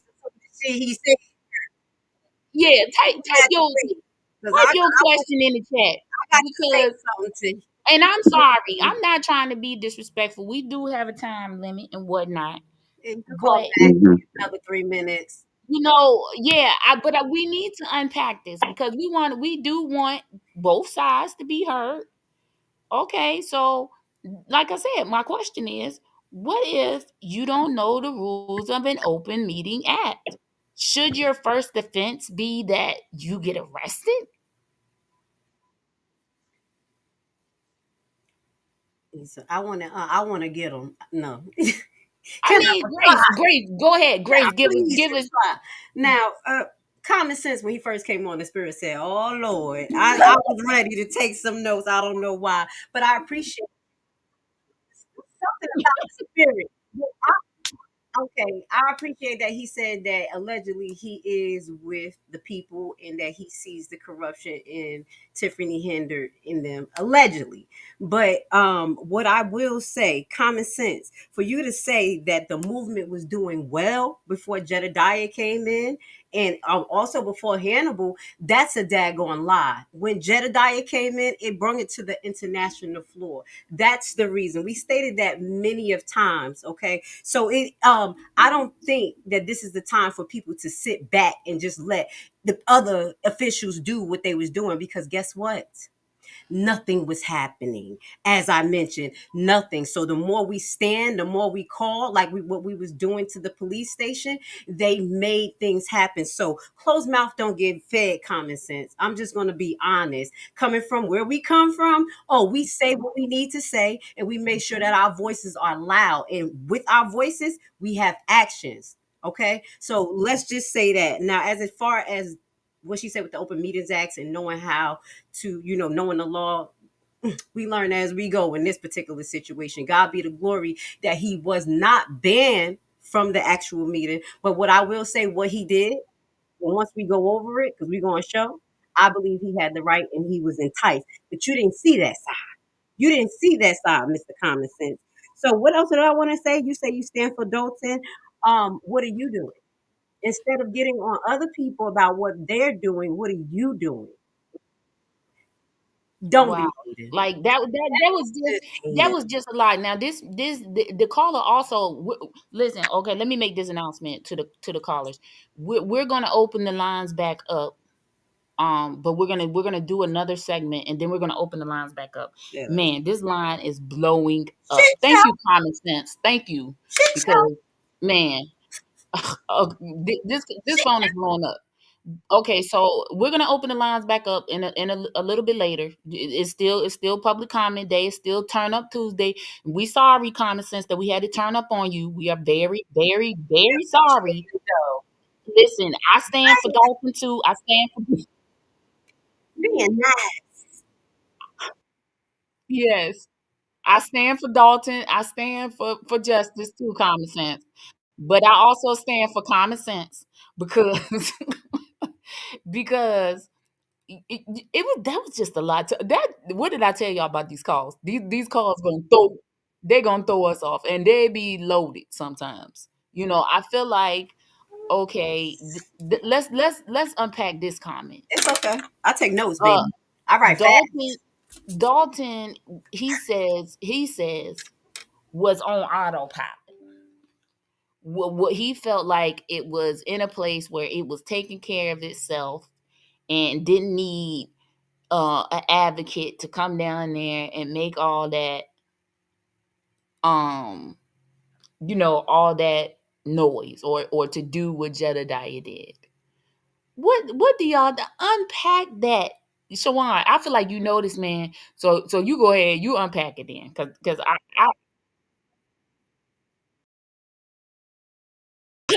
It's not so damn alive. I don't know this man. turn up, turn up.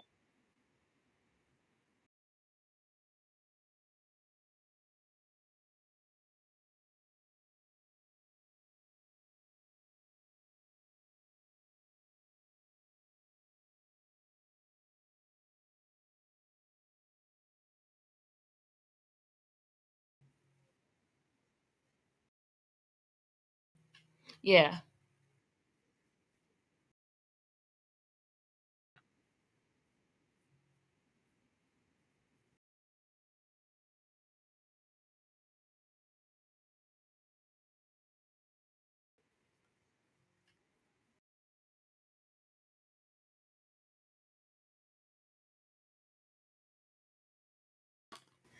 Thank you. facts, I facts.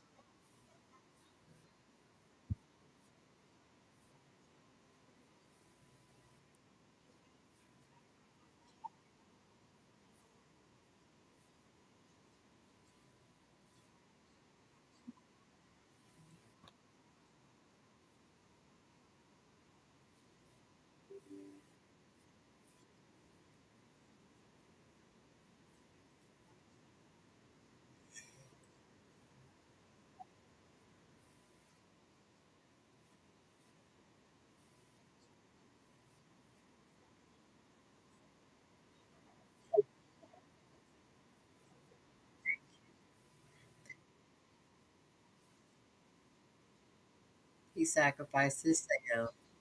He did it. Yep.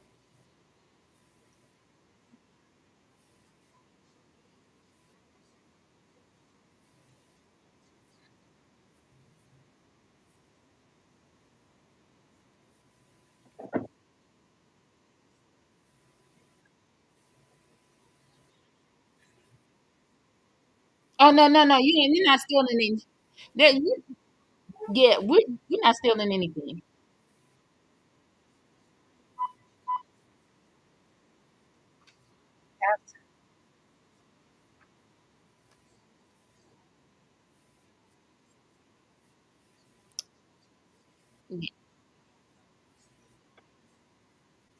Right. Let's get some shots fired. Just saying this, okay? Y'all remember Shaquilla Robinson? It- Yes. okay. All right, we're Hmm. sitting and we're still sitting. No disrespect, FBI, do your job. But yeah, this is how they treat us sometimes. So yeah, we have to put our foot to the keep it on their neck and keep on doing what we do. We don't stop, Dolton. Don't you stop. Investigator, you came back, you came in the middle. um I don't Hmm. know if you heard the caller that we had. The caller was saying, I asked them to unpack about Oh, him. Dalton being on autopilot. What do you feel about Dalton being on autopilot? And he felt like Jed didn't need to come there and do all that. um No, I absolutely disagree. Like someone posted in the Dalton Politics group, um, sometimes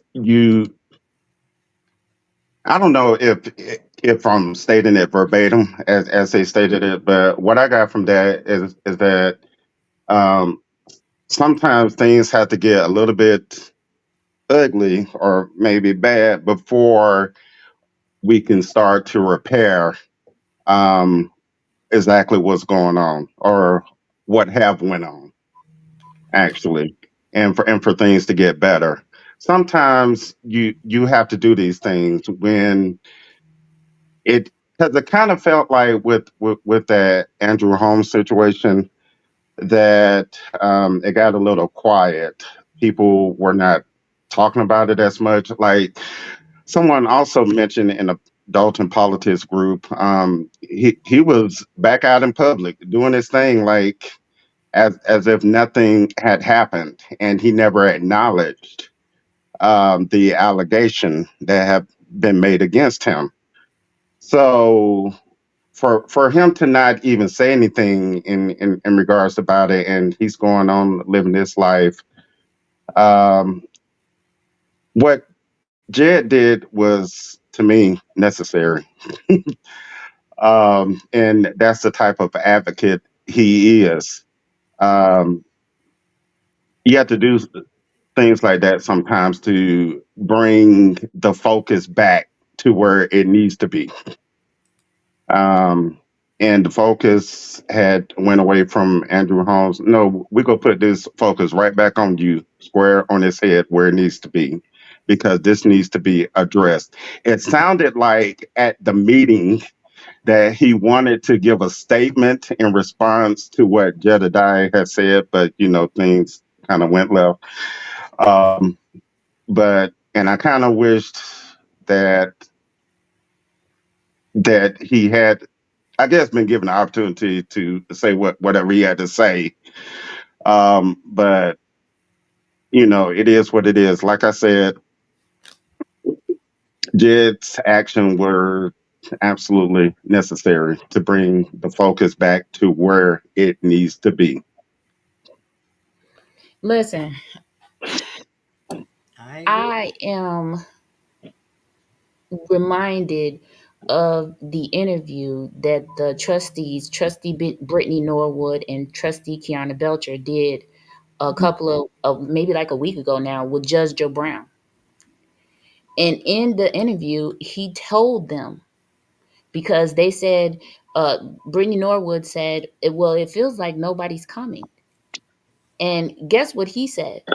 He said, no, you and the residents need to keep a spotlight on what's going on.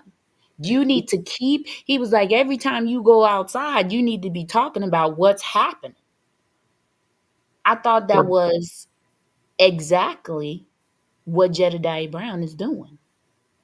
He Right. is keeping the spotlight. He is keeping the motivation up. He is keeping the morale up of the people. Don't get distracted by people not coming. Let's not be worried about who's coming. Let's keep telling people what's happening. Right. Because at some point, somebody's going to say they tired of hearing this, and they're going to start really, really moving.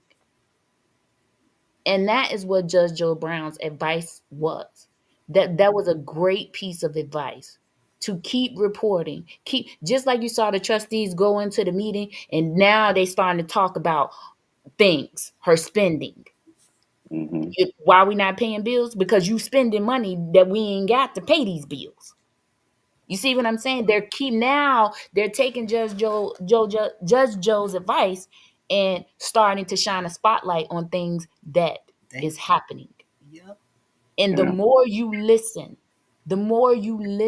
to what they're saying, you'll stop saying that the trustees aren't doing anything. They're doing what the law is allowing them to do. Right. When Right. they have their meeting, they're going to motion, second, discuss. Now we finna put the business out, because Yeah. that's the law. That's Robert's Rules of Law. If you get a chance to read it, listen, I sit around and read a whole bunch of stuff, because in doing this, you need to be knowledgeable about a lot of things. When you're supporting an advocate, he can't be sitting around reading all the time. He out there protesting. Right. So we brief him. So, I sat down one night and read the Robert's Rules of Order. Hmm. This lady has been doing these meetings, and she knows it incorrectly since she took office. Because what's supposed to happen is meetings or things go on the agenda. The agenda is put out, supposed to be 2 meetings a month. They talk about it at the first meeting. They motion, they second, they discuss. The next meeting is when they're supposed to vote. It's not supposed to be all at the same time. You notice she going there,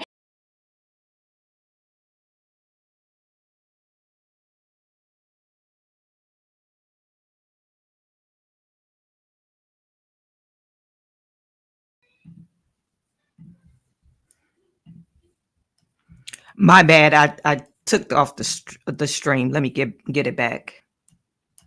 I don't know why you guys can't hear me while I'm live on that stream. Can you hear me now? I don't know why you can't hear me talking. That's kind of weird. Let me just get back.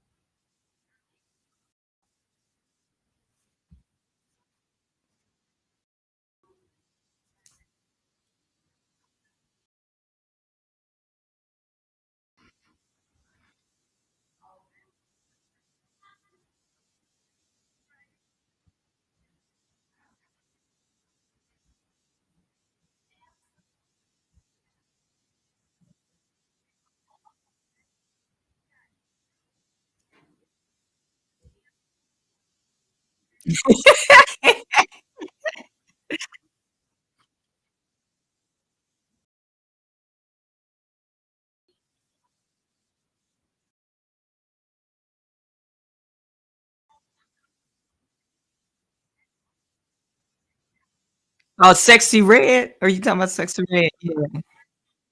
Yeah. Yeah.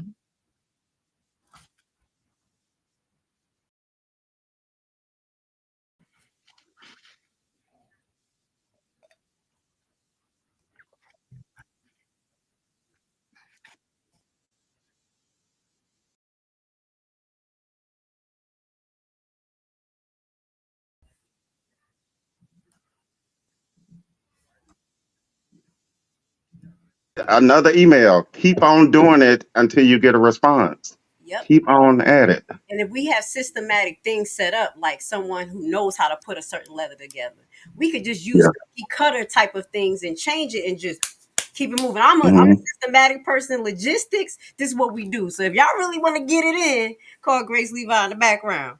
You know what I learned a lot from though? The actual FEMA execution program that I had to take through COVID and how they were doing chains of command and all of this stuff. And just the way they do it, we could do it. How about that? I know Yeah. that's right. Yeah. Just to Right. add to that, I tend to, since I'm from the hood, I'm gonna match your ignorant with your ignorant. I'm gonna be just as ignorant. Sometimes you can't just be, and then I shout out to common sense again. I think he was getting at, oh, we have to be civilized and we should conduct ourselves in a certain manner. But if your administration is ignorant, you got to get ignorant with them. Correct. Okay. You Just can't just sit back Absolutely. and just let things happen. Like Levi said, you have to make sure you keep on talking about it because the feds are not going to save you.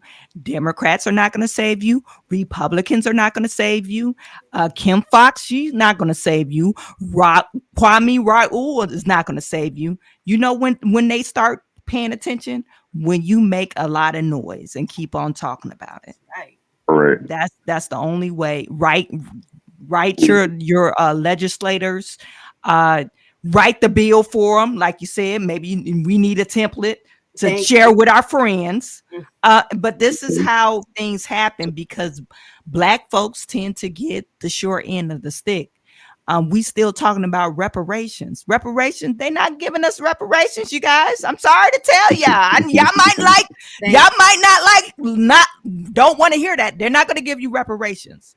So we got to make sure that they don't leave us by the wayside. That's by voicing your opinion and making noise, and don't be voting for people that look like you just because they look like you. You That Right. vote part. on Absolutely. policies. That part. Will their policies affect you? Is it affected to your family? What does their policies look like in the future, 10 years from now? That's what we need to do. Thank you. Anyway, I get off my I horse. agree. I be watching your lives, girl, and I be like, yo, I love that's my soul sister. Because at the end of the day, we're gonna have to do it ourselves. Yeah. Period. Yeah. All right, let me make this statement. Y'all finna laugh. The views and opinions expressed on this platform are not those of Investigate and advocate. or Jedidah Brown. Or Jedidah Brown. Views These are that guests. expressed on this platform are expressly related to the speaker, not to this platform. Right. Okay. Now that we have that, Right. we because we don't want nobody calling you like that. Yeah. Chawanne girl said Listen. something about reparations. And we got people Right. screen recording. We got people screen recording. You gonna screen record that. The views and opinions. Picture. Okay? The views and opinions. So, I just want to get out. I had to make that disclaimer. Think outside the box. Okay? We're gonna move on to another part of this meeting. And when I tell you that this meeting sparked something in me, because it really reminded me, I feel like this is the modern day civil rights. Somebody said that in the comments.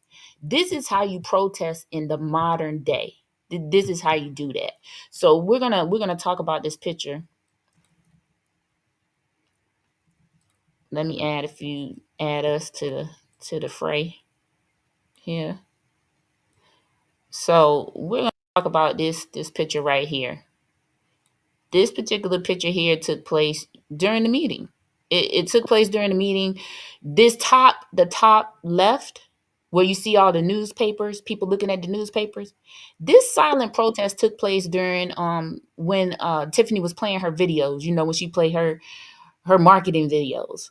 Everybody took out newspapers. Oh man, and they was reading. It was so funny to me. And then look at our advocate down here. They doing another silent protest, and their back is turned, and he just is smiling. Because look at the unity in the room. Let's talk about how this feels for modern day, advocacy. Whoever want to go. I stand for it. I think we have to push it further. What this says to me is separation, not being involved in the nonsense, going in, taking your energy away from it. And that's what we do need to do, take our money and our energy away from this administration, not ignore them, but make sure that we don't participate in her fraud, like her events and those type of things. We don't want that. Keep turning your back. And you do that for the other businesses too who don't support our community, who's funding her. Turn your back on them. Stop going to their stores. That's what I see. Silent protest goes way further than that. It's the first degree of separation. And I'll be quiet. Well, what this says to me is that, Tiffany, we ain't with your bullshit. Exactly. We are tired of your lies. And if no one thinks she was not bothered by that, she tried to act like it didn't bother her. Oh, that bothered the hell out of her. For no one to subscribe to her lies, her vindictiveness. I just love it. And it was funny, but it was absolutely necessary that everyone stood up for the most part in protest against this administration, especially about what she was talking about, which wasn't nothing but probably want to show another video, but yeah, I absolutely loved it. Shawan?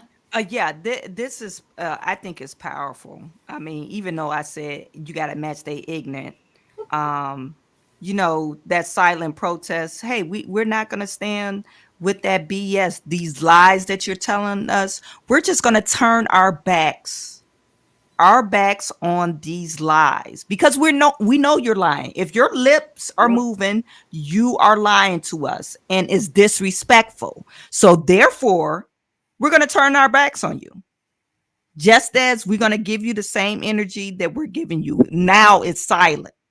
You're not going to just disrespect me tell me a lie to my face, I'm just going to turn my back on you like I don't hear you. I think this was very powerful. I love this. I really do. Yeah, let me tell you, this is when I saw this happening on the screen, I felt like this is the power of an advocate, Mm-hmm. because they know how to organize. Mm-hmm. They know what moves is going to hit. Mm-hmm. And I feel like this is what advocacy can do for you. Mm-hmm. It can bring a community together. This right here to me looks like community. This Mm-hmm. looks like, it doesn't matter what our differences is. It doesn't matter, that you don't agree with me. We agree on this one common goal, that we need to get rid of this administration, period. And look at how the advocate brought everyone, no matter what their opinion was, in the room together to do this beautiful moment. This moment should actually be memorialized in all the papers across the country, showing how you can unite with your community to get a change in your administration. I mean, this was a beautiful moment, and I'm so glad that Jedidah Brown is the one that brought it to you. How did they do it? Brought to you by Jedidah Brown. Mm-hmm. Can I highlight a Absolutely. comment? This guy Yeah, said, then the fool said, thank you for everybody standing up while everybody back was turned. This lady is delusional. AKA Tiffany Henyard. She look living in her Oh, she own. was bothered. She said, thank y'all for standing. I'm this is done. wild. This is wild. This is wild. Okay, so now we're gonna move. We're gonna start moving a little bit. We're gonna get through these two videos and these um articles, because we want to advocate for our advocate on this show. This is an advocacy show. But another thing that some people don't know about Jedidah Brown is that he's also a teacher. He can teach you how to be an advocate as well. And that's a little bit about how he does with his team. We're not only helping him, or we're not only behind him, he's also mentoring and teaching us. That's a lot, but he Mm-hmm. does that. So we're going to look at the first video that we're going to watch is going to be from our footage of the event that happened yesterday. Okay? So we're going to look at that first. Okay, come on. I was a little upset and frazzled earlier. I'm just going to be very specific. First of all, I want to give kudos to your Make it staff. bigger. Everybody finally seemed to have gained a mind of their own, for the most part. And the respect that's given is the respect that's reciprocated. We could have been here a long time ago. Definitely shocked and proud to see Brother Stan Brown, because I was ashamed to be a Brown, but it seems like he finally catch up. And literally, I think that what the people are asking for is not unreasonable.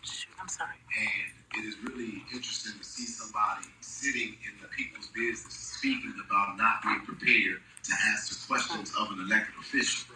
And to think that they can do that with an attitude or a sass or zestiness is a little disrespectful. And so I would Is that a encourage short? Mr. Freeman to make sure that the next time you come, you do like Kiana and just bring all your damn. And then the last thing that I'm gonna say is I didn't notice that my good. Did I not? No. But let's move to the next one. We can move to the next one. This is the other video. So I was a little upset and frazzled earlier. I'm just gonna be Let me very get the right specific. video. First of all, I want to give kudos to your staff. Everybody finally seemed to have gained a mind of their own, I'm gonna pause it for on the most Andrew part, Holmes, and the and then respect I'm gonna that's bring y'all given in is the turn. respect that's reciprocated. We could have been here a long time ago. Definitely shocked and proud to see Brother Stan Brown, because I was ashamed to be a Brown, but it seems like you're finally catching up. And literally, I think that what the people are asking for is not unreasonable. And it is really interesting to see somebody sitting in the people's business speaking about not being prepared to answer questions of an elected official. And to think that they can do that with an attitude or a sass or a zestiness is a little disrespectful. And so I would encourage Mr. Freeman, to make sure that the next time you come, you do like Kiana and just bring all your damn files. And then the last thing that I'm gonna say is I did notice that my good fellow advocate Andrew Holmes was in the building. And that's why literally I wish that I would have looked up before I read the statement, because as it relates to you, you're the reason that I'm here. And you're the reason that everybody is going through what they're going through as it relates to an advocate, because you're supposed to be one. But you've been accused of something that's very shameful. And the least you could have done is given us a very basic and comprehensive statement, literally giving sympathy and understanding to a survivor, be it that you felt that it was true or not, and you could have at least declared your innocence, which noted you haven't done. And so I'm simply asking you right now, because me sitting here looking at your face, I'm utterly disgusted. Because how dare you take your ass back outside and stand with any family when there's a woman with a child that's waiting on a response from you, literally as an elected official and as an advocate about what you did. Was it consensual? Was it not? Did you rape that woman? Did you put something in her drink? And damn it, you gonna answer, and you gonna answer me. Promise you that. Well, man, we recognize. You know, I'm gonna. Hey, out of order, you out of order, you out of order, hey.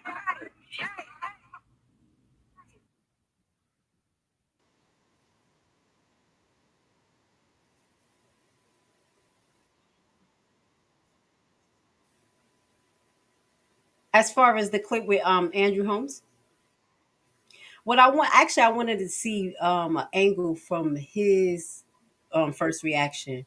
My opinion from what I was watching yesterday is that when Jedidah called him out, it seemed like something set him off. I can see by Jedidah, I read into everything. His body language was like, what? Like someone prompt him. And that's what I think happened in the background. And I would love to see an angle that's focused towards Andrew Holmes, because it went towards him, but it made it seem like Jedidah moved first and then Andrew Holmes. But I do believe and I feel like he was antagonized. And I have seen people who have done this where they'll be sitting there quiet and you mad and they'll mouth something to you. I'm from the hood. We know how to get people mad. And that's what I assume that means. Yeah, you see how he did that? You see it? Did you see it? And what I see him is actually standing up, being aggressive.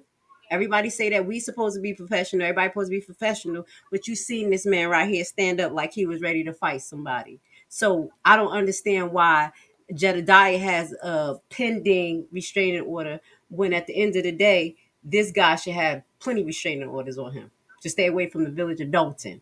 And that's my opinion. Now watch this before you comment, Chawanne. Okay. He beckoning him to come. You see it? Yeah. He beckoned him to come. Right. Yeah. So go ahead. Let me go ahead and give your thoughts, Chawanne. I showed this clip in my live stream earlier today, and someone in my comments said Andrew Holmes said something to him. I don't know, on the walk up there, or I'm not for sure, in passing. But the tension is high. Then, if you look at the CBS clip, Andrew Holmes was going like this. Like he was trying to square up to Jedidah. And look, you 6011, Andrew Holmes. I use the word 6011 because you're in your 60s and you're trying to square up to a younger guy. Of course, you're accused of assaulting a woman. Any man that's a real man does not like that at all. I don't care if you're an advocate or what type of position you held. If they're a real man, they're disgusted by the very nature. They do not like you. So Jedidah, I believe he was disgusted. Okay, you're egging me on like you're in the right. So, okay, what you want to do? What do you really want to do? So I think that's why it went there. Whether it was a planned attack, I'm not for sure if Jedidah really planned that he was going to approach him in that manner. I don't know, but I think he was genuine what he was saying, and I think he was genuine in his actions. So I think Andrew Holmes, he should have not he shouldn't be there. He's a disgusting person. And I'm surprised that anybody could just sit next to him. It's really disgusting. That's my personal opinion. Say it with your chest. Say it with my I chest. Took the wine off the menu. I'm drinking tequila. So that's what kill say you. it with my chest. That's to kill you. I'm really saying it with my chest. Look, that's to kill you. The tequila. To kill you. Now, investigator, INA investigator, what do you feel about this where we saw Andrew back? um, in regards to Andrew Holmes, um, I just felt that he probably, like, for example, he has a, and I think I mentioned this earlier, when I was speaking with someone. Had he saw, if it was just Jedidah and Andrew Holmes, like in the street, just them two, Andrew probably would have been speed walking the other way when he saw Jedidah. Okay, Yeah, he right. only You jumped would have been like, up. whoa. Right. He only jumped up because he had the police officers there, and they knew that likely they would restrain Jedidah if something were to pop off. So that's the only reason why he jumped up like he was big and bad. Everybody has already seen Andrew Holmes here lately, especially with those allegations. The news of the allegation came out. He started looking very frail and just like a sack of bones. I mean, there, man, sit down somewhere. Yeah.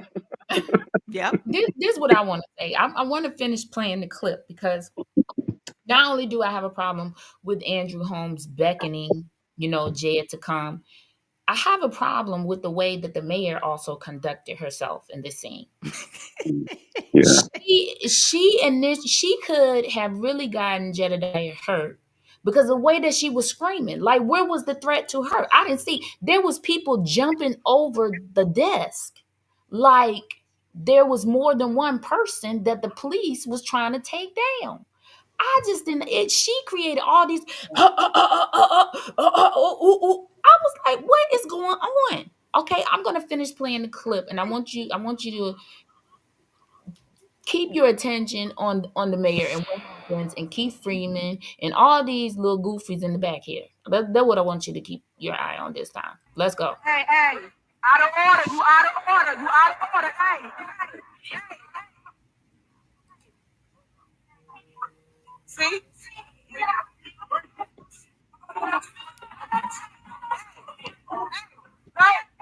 at that. Look at that man. Look at that man jumping over the desk. Who?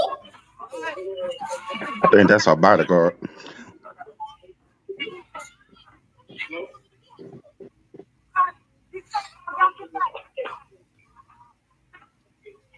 But who was coming after her? This Nobody. is what I'm talking about. Nobody. Right. Nobody Nobody. was coming that way. This woman could have gotten somebody seriously hurt by Yes, all this dramatic.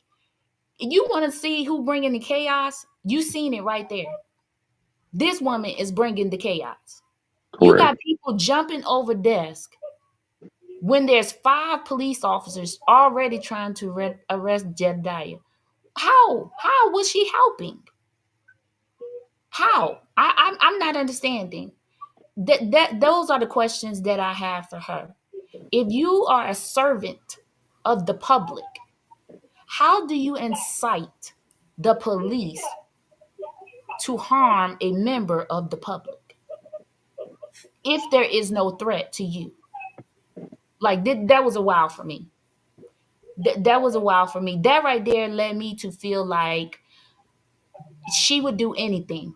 She would do anything at any time, and you really couldn't trust her judgment or her actions. And you really couldn't be in a room with her because you never would know what would happen if she was in the room. That's how that made me feel.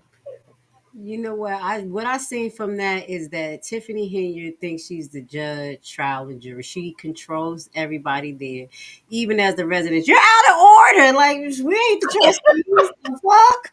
So that's her normal mo to think that she can control every single thing and constantly yell at people like they're kids. Now, when if she felt threatened, like I said, the same thing with Miss BB.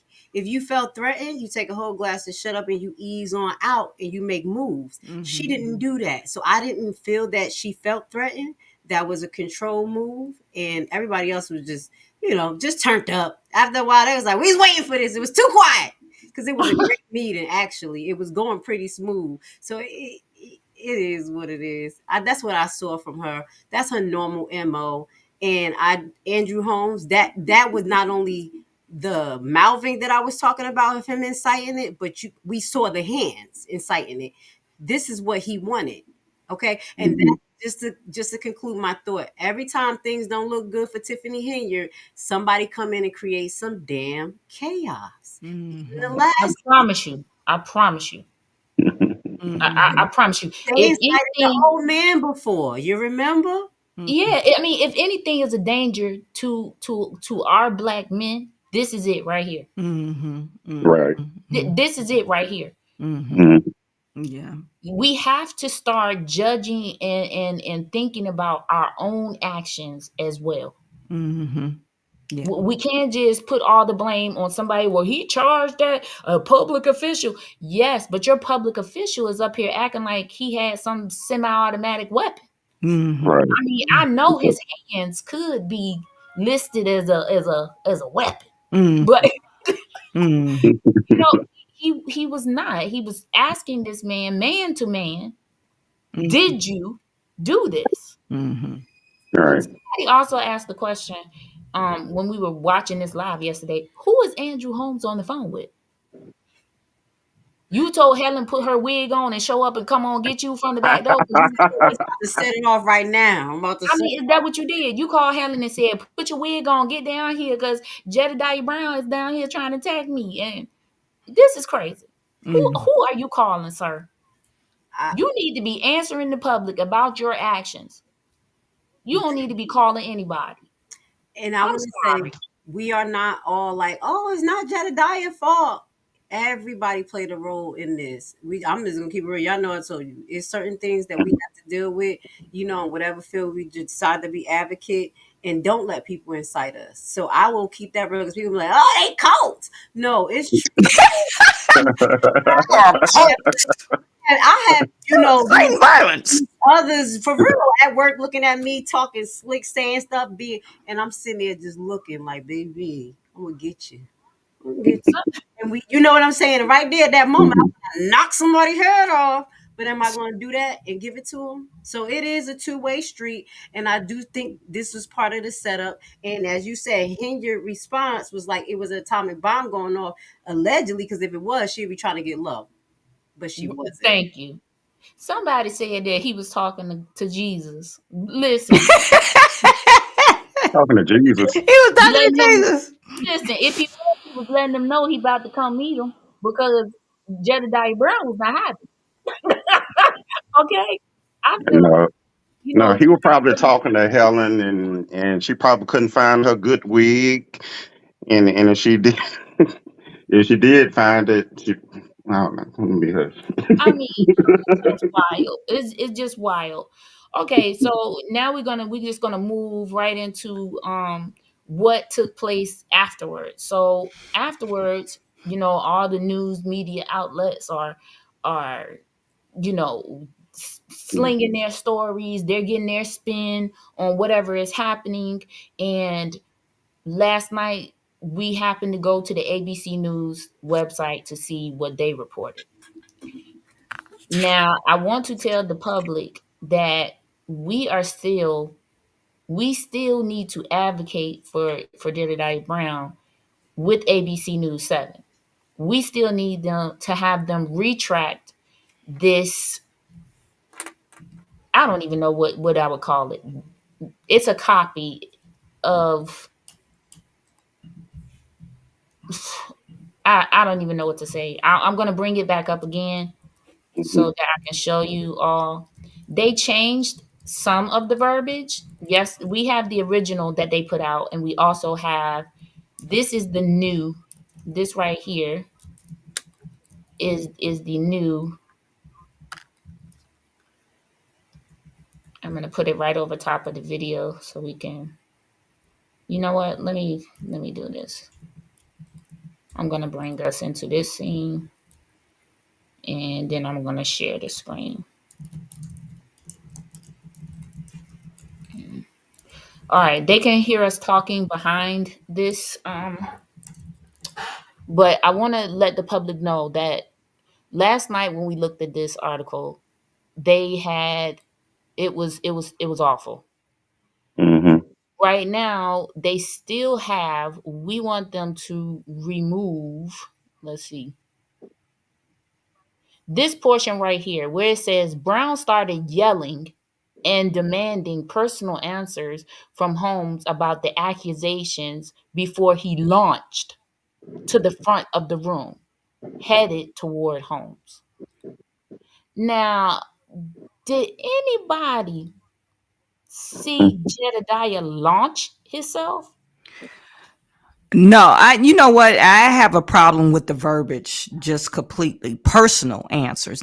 No, it's not personal answers. He wasn't assaulted. He was asking information.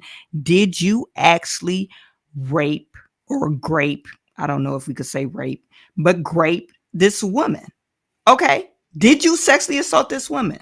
And you're going to answer this. You didn't leave a personal statement.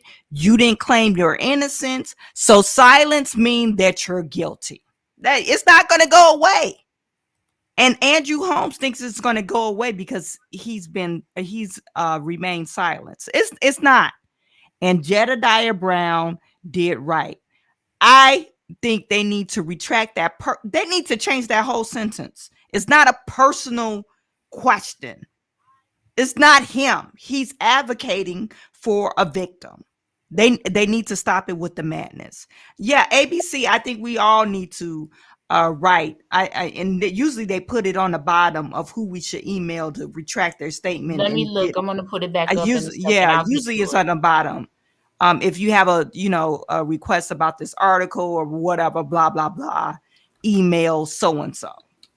And that's what we need to do, because he didn't launch at anyone. He calmly walked over there, even though Andrew Holmes he was antagonizing him.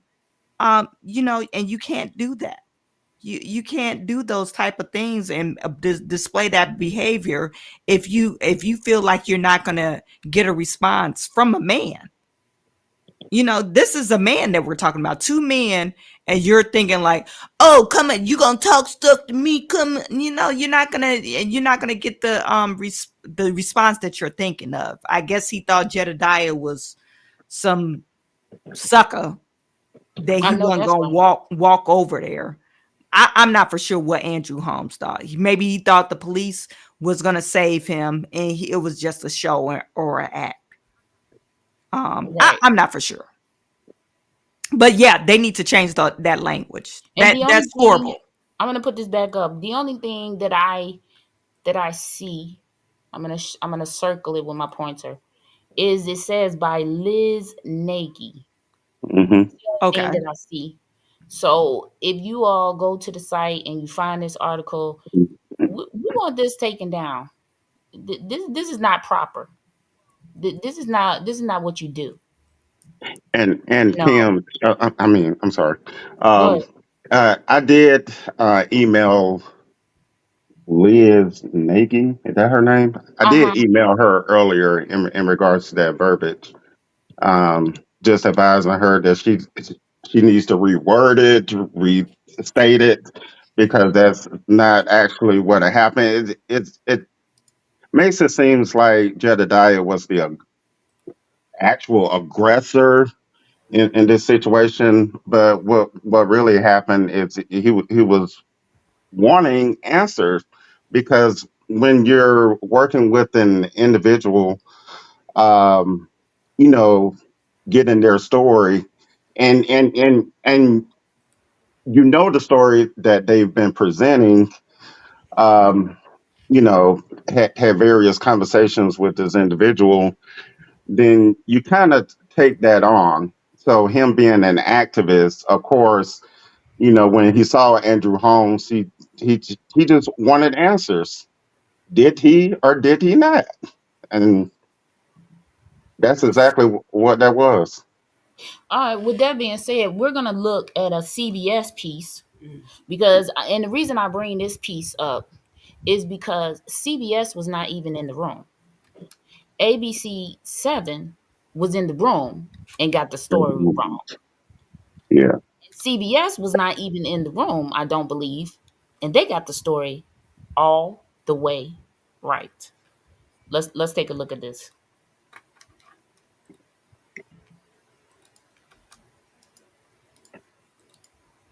So heated, the police had to escort a man out of the village board meeting. Mugo Odigwe's in our control room with the new backlash against village leaders. That's Here we go. coming from many different angles. From an investigation into Mayor Tiffany Henyard and whether or not she misused public funds to a sexual assault allegation, village board meetings in Dolton have been chaotic, and last night was no different. Did you rape that woman? Did you put something in her drink? And damn it, you gonna answer, and you gonna answer me. Promise you that. That is activist Jedidah Brown walking from the podium over to village trustee Andrew Holmes. An officer pushes Brown away while Holmes is stopped from walking over to him. Brown is eventually pulled out of the meeting by officers. Holmes is accused of sexually assaulting a former Dolton employee. His accuser says Okay. it happened during a village-funded trip in Las Vegas. Holmes has denied the accusation. Meanwhile, members of the firefighters union spoke up last night. Since January of 2020, the village has chose not to settle a contract and refused to bargain with us. They have ignored all requests to reach an agreement and resolve the current situation going on within the fire department. The union also claims money taken out of their paychecks has not been put in their retirement funds and add their health insurance premiums are not being paid by the village, and that has led to claims being denied or sent to collections. We also heard an update on former Chicago Mayor Lori Lightfoot's investigation into Dolton Mayor Tiffany Henyard. In an email, Lightfoot wrote she is making consistent progress digging into the accusations that Henyard misused village money. Henyard has repeatedly denied those claims. Meantime, we know the FBI is conducting an investigation at Dolton Village Hall, but right now they have yet to elaborate on who or what is being investigated. As for those claims made by the firefighters union, we reached out to village leaders in Dolton and we are waiting to hear back. In the control room, Mugo Odigwe, CBS 2 News. They can keep waiting because they don't like giving out information. I'm sorry, I had a serious face. I was researching here, racial y'all. preferences filed the complaint in federal court. And They claim left-wing CBS, they did a perfect piece. They got it all the way right. I am just not understanding why ABC 7 felt that they should take it upon themselves to personally attack Jedediah Brown. I don't understand that. And we need to get answers for that. And we've done our investigation. We watched the videos. We showed you the videos. So we're going to ask you to advocate on Jedediah Brown's behalf and make sure that that piece is taken down or rewritten. That's what we've done. That's our ask. ABC 7, if you're watching, we know you are. We're asking you to write a proper piece on our national advocate, Jedediah Brown. We have investigated. Let's sound like Jedediah Brown. And in our investigation, we have found you lacking. So we would like for you to rewrite your piece on Jedediah Brown. Give him the justice that he deserves. Okay? I want to add something. Honestly, you know me.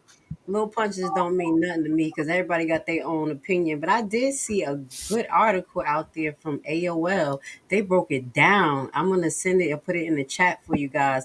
Okay. They even gave excerpts from what he said to Holmes, and it said that from the video meeting showing Brown's trying to approach Holmes right after his statement, Holmes came around the board desk to meet him before Brown was quickly surrounded and taken away. So some of them are getting it, with their own opinion. But what I will say, ignore the ignorance because this is a good article. It represents him well. And like we said, we're gonna have people who have their own opinion.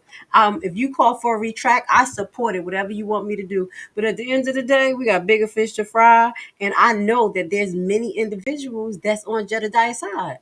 You can see it. So there's more articles that's coming out today. That lady, what Jedediah needs to do is not entertain her. Seven.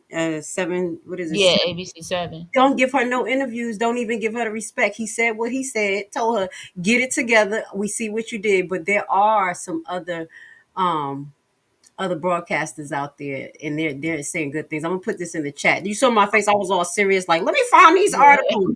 Wait a minute. No, you got to get serious when you investigate. That Now, one line wonder, baby, sit down, because that's a listen. lie. He launched. That's a whole lie. Yeah. Let's He now we're just gonna responded. Oh, I'm sorry. Go go ahead. ahead. Go ahead. No, I was just gonna say this. The reporter that wrote the article, she just responded back to me saying she'll pass this information on to the producer and web team working with them on it. I guess I don't know. That's Somebody in all the she wrote comments up. said that they took it down last night. They better. I don't know. I still had that. That Yeah. was I just got that off the website. But if they took it down last night, that's fine. I'll check after this broadcast. But that was our ask. Mhm. So if it happened, then kudos to all of you out there who help us make that happen. And you just advocated for an advocator. Let that sink in. So now we're gonna take a few A few a few more FEW. calls. We're gonna take let's take 3 calls, and then we're gonna do final thoughts, and we're gonna get out of here. All right. So Lord have mercy, Maz, if you could put the number, and people are already calling. Jesus. I'm gonna be nice. Yeah, I'm gonna be nice too. All right. Let's see. Let's see what we got. Thank you for calling Investigate and Advocate. You're on the air. What's your name? How are you guys doing tonight? We're doing great. How are you? What's your name? My name is Anne Marie, calling from Minnesota. I actually used to live in Chicago Heights, not far from Dolton, Illinois. Right, right. Well, you're on the air. This your time to turn Yes, up. You got 60 seconds. I wanted to bring something to y'all attention. It was a board meeting at Thornton Township, and the lady that's married to the white guy with her husband, and they took the 2 minutes from him, and then he asked if his wife The would Roberts. do the other part. Right. And remember, he walked toward Tiffany, got up there. And the other guy, like, put his hands up, stopped him, but they didn't take him as a threat. Because black men, they always see us as a threat. He was white. So when he made it all the way up, almost that close to Tiffany, the same thing Jedidah did. But you notice, they didn't even kick him out, didn't take him as a threat, and he was talking with aggression, but he got a more passive voice. They probably more afraid of his wife than her. But every time Jedidah get in the building, they get very fearful of him. I don't know if y'all saw on camera that it's pushing him off in a room. And the older lady stayed with Jedidah to stop that. Every time Jedidah shows up, they try. But we have to remember what they're capable of. Alexis Wilson, Right. we have to remember what they're capable of. So Jedidah, please be safe. He can never be alone with them. That's like letting a cartel capture you. Them her henchmen. He has nobody once he get out of view. They can't go back there to jail with him. Jedidah got to be safe. She lied. They lied on him. Tried to send him to jail. Fake police report. He got to be safe. Yes, ma'am. He got to be very safe. So that's all I wanted to say. But when that guy did it, nothing. So you guys are doing a great job. Thanks for having me. All right, thank you for calling in. That was a great point. She made a great point. I totally forgot about that. And that's the same reaction I had when Paul did it, because that's my guy. I'm like, Paul, what? I'm my God, you went to the front. Please don't do that. They're going to think you're going after Hinyard. And that was the same thing that kind of looked like with Jedidah. But at the end of the day, a black man can't really talk. It's just not against nothing about Paul, because y'all know how I am on my platform. We all branches of the original root. We got to make it to God. But with that, go to say we get treated a little bit harsher. So you 100% right to bring that up, because that's not the first time someone has approached. All As right, what that man said. we got another call. Investigate and advocate. You're on air. Can you turn your device down in the back? I turned it down. Okay, I turned it down. what's your name? You know what? My name is Stacy. Okay, Stacy, thank you for being on with us. How are you? No problem. I'm good. All right. I'm sending my prayers. You know it's Turn Up Tuesday. If you had 60 seconds, which you do, 60 seconds, go ahead, turn up. Yep. I'm a old resident of Riverdale. I feel for the people of Dolton. I have been rooting for you all. Mr. Common Sense, I have one question for you. What if that was your sister, your daughter? Would you not want someone to advocate for your sister or daughter in the same way that Jedidah stood up for that woman today? It's just been sitting by the wayside, and he did, in fact, had said nothing, never defended himself, has been ducking and dodging, and Jedidah wanted an answer. And I know he's just tired of it. He wants that woman to have an answer. So I just send all praises to Jedidah. I'm praying for you guys. I am loving the fact that you guys are sticking together right now. All those other people out there doing stuff against Jedidah is because they jealous. I just want to tell you, you guys are doing a great job. That's it. Thank you so much. Have a good evening. You too. Thank you. Okay. I mean, these people are making some valid points here today. What if that was your sister, or your mother, or your cousin, or your auntie, your favorite auntie? What if that, what if that was them? I think that's a valid point. That's a valid point to make. Yep. Common sense. I don't know. You might better be ready to answer that next time. Be tearing something up. Sound like common sense have a few of them guard you now. Yeah. Baby. So stop acting like that. We love Yeah. you, common sense. Yeah. All right, we're gonna take one more call. We got one more call in us. One more call. If you want to call in 708-746-7637. Investigate and advocate. You're on the air. What's your name? Hi, this is Miss Nicole. All right. You got 60 seconds. Today is Turn Up Tuesday. Go ahead. You have the floor. I just wanted to say that, I'm here in Little Rock, Arkansas, and I am standing with Dolton and Fanita. And, I sit here and I'm watching that bride, that's what I'm going to call her, Tiffany, and that other one, that BB person. All I know is I don't know who raised them, but to be a female and those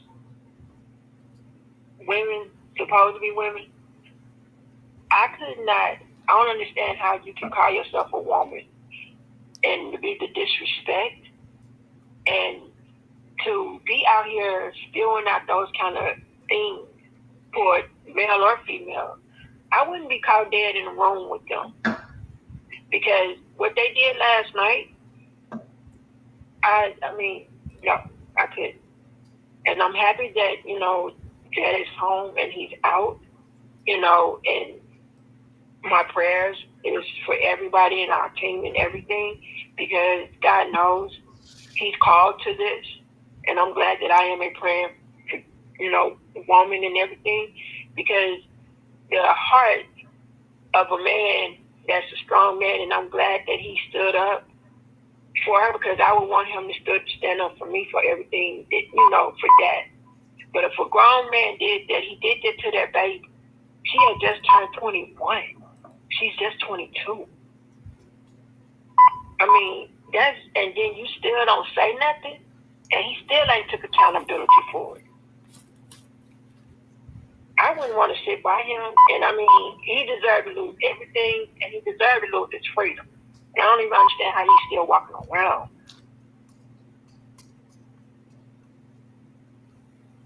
I mean, and I hurt for her. I mean, I wish I could get justice for mine. But, I stand with them. I wish I stayed close, because if I stayed close to Illinois, I would turn up. Be up there with them. Turn up. I really would. Because, I just don't have time for those kind of people. And if Tiffany need a little bit home, if she came down a little bit, come down south like that, we'll give her a little home train. She thought Miss Bell to give it to her. Yeah, she ain't got no home train. She would really get her butt served to her down here. I heard that. Well, since she be catching flights, we'll try to see if she want to catch one to Little Rock, because we know what she gonna catch when she get down there. You going to jail? Thank you for calling in. Thank you so much for calling in. My husband from Alabama, and they say all the time he had a ex-girlfriend that wanted to be a floozy in Alabama. Them ladies didn't play. Like, you don't go like that to the grocery store. And you from Detroit, they don't dress like that here. You ain't about to steal our man. Checked her real quick in Alabama, Bessemer, Alabama. She thought she was gonna do something, so Tiffany would get them hands real quick. Ain't play with no husbands. Yeah, lay it down in the south down her. You ain't about to steal our husbands. That listen. Look, two things I wanted to address. It's online. Someone was saying, do they think Stan Brown? Am I on the list? Stan Brown turn, and I think he's starting to turn, y'all. I don't know what's y'all opinion on that, but his confusion, that veil is coming over his eyes, and he's like, so who's on the list? So what do y'all think about that with Stan Brown? Y'all think he's gonna turn on her? Go ahead, Chawanne. Yeah. Cooking. It's Taco Tuesdays at the so handle your business. Look, I'm doing the same thing. I watching in the background. I think he is making a turn, and I think that's why he announced. I don't know if you watched the Village of the Dolton Township meeting a week ago. He said he was stepping or retiring, and this meeting he was saying that some of the youth told him they really need him, so he's going to wait for his retirement until somebody step in. But yeah, if you would have seen, I wish we could have zoomed up on Tiffany's face, because Belcher and Stan Brown had a moment where they were laughing with each other, exchanging jokes, and Tiffany did not look like she enjoyed that. I gotta catch that one. So I talked about Stan Brown earlier. Was giving them a lot of stuff, but I really think he was trying to steer Tiffany in the right direction. I really do think he's in his efforts, but I'm laughing at the comments. Somebody says Stan Brown, no, he too old to fight for his manhood in jail. Oh my God! Listen, the thing that took me out about Stan Brown was the meeting where they voted. Well, where they were talking about the FBI investigation, and he said, "Wait, who being investigated? Who being investigated? I mean, is it all of us? Is it her? Like He needed to get some clarification. like who being And investigated? listen, and she just wanted to vote. And Belcher said, stand still discussing. And Stan said, yeah, I'm just trying to figure out who being investigated. Who on the And list? look, fast forward to the meet, and they talk about grass for 2 hours. He says, my last day Monday. List around here. I Hell said, no. what? I said something now. Somebody done took Stan through a tutorial and showed him who about to be investigated. He said, Correct. And he yo, said, I'm finna retire. They not finna get my pension. I'm finna retire. I don't So blame I them. feel like Stan is starting to understand the weight of, the alphabet people. And he's starting to figure. I'm telling you, I feel like the youth that's cutting the grass done took him through a tutorial and said, "No, Stan, they investigating you." yo, Right, close And stand. right. he I was love like, You being investigated. look, Uncle Stan, look, this is what happening. So he he out there using the weed whacker, saying, "What now?" yeah, God protects babies and fools, and stand Okay, protection is almost up. okay, they are telling him no, no. According to this article on Google, saying they would be investigating you Yo, and the super mayor. The Superman. So I think that he is really starting to see, as he unpacks some of the information that he is downloading, that somebody is actually explaining to him. One more time, let me make disclaimer: the views and opinions on this platform are not that of Investigating Advocate or Jedidah Brown. They are expressly the views of the participants on this platform. Thank you.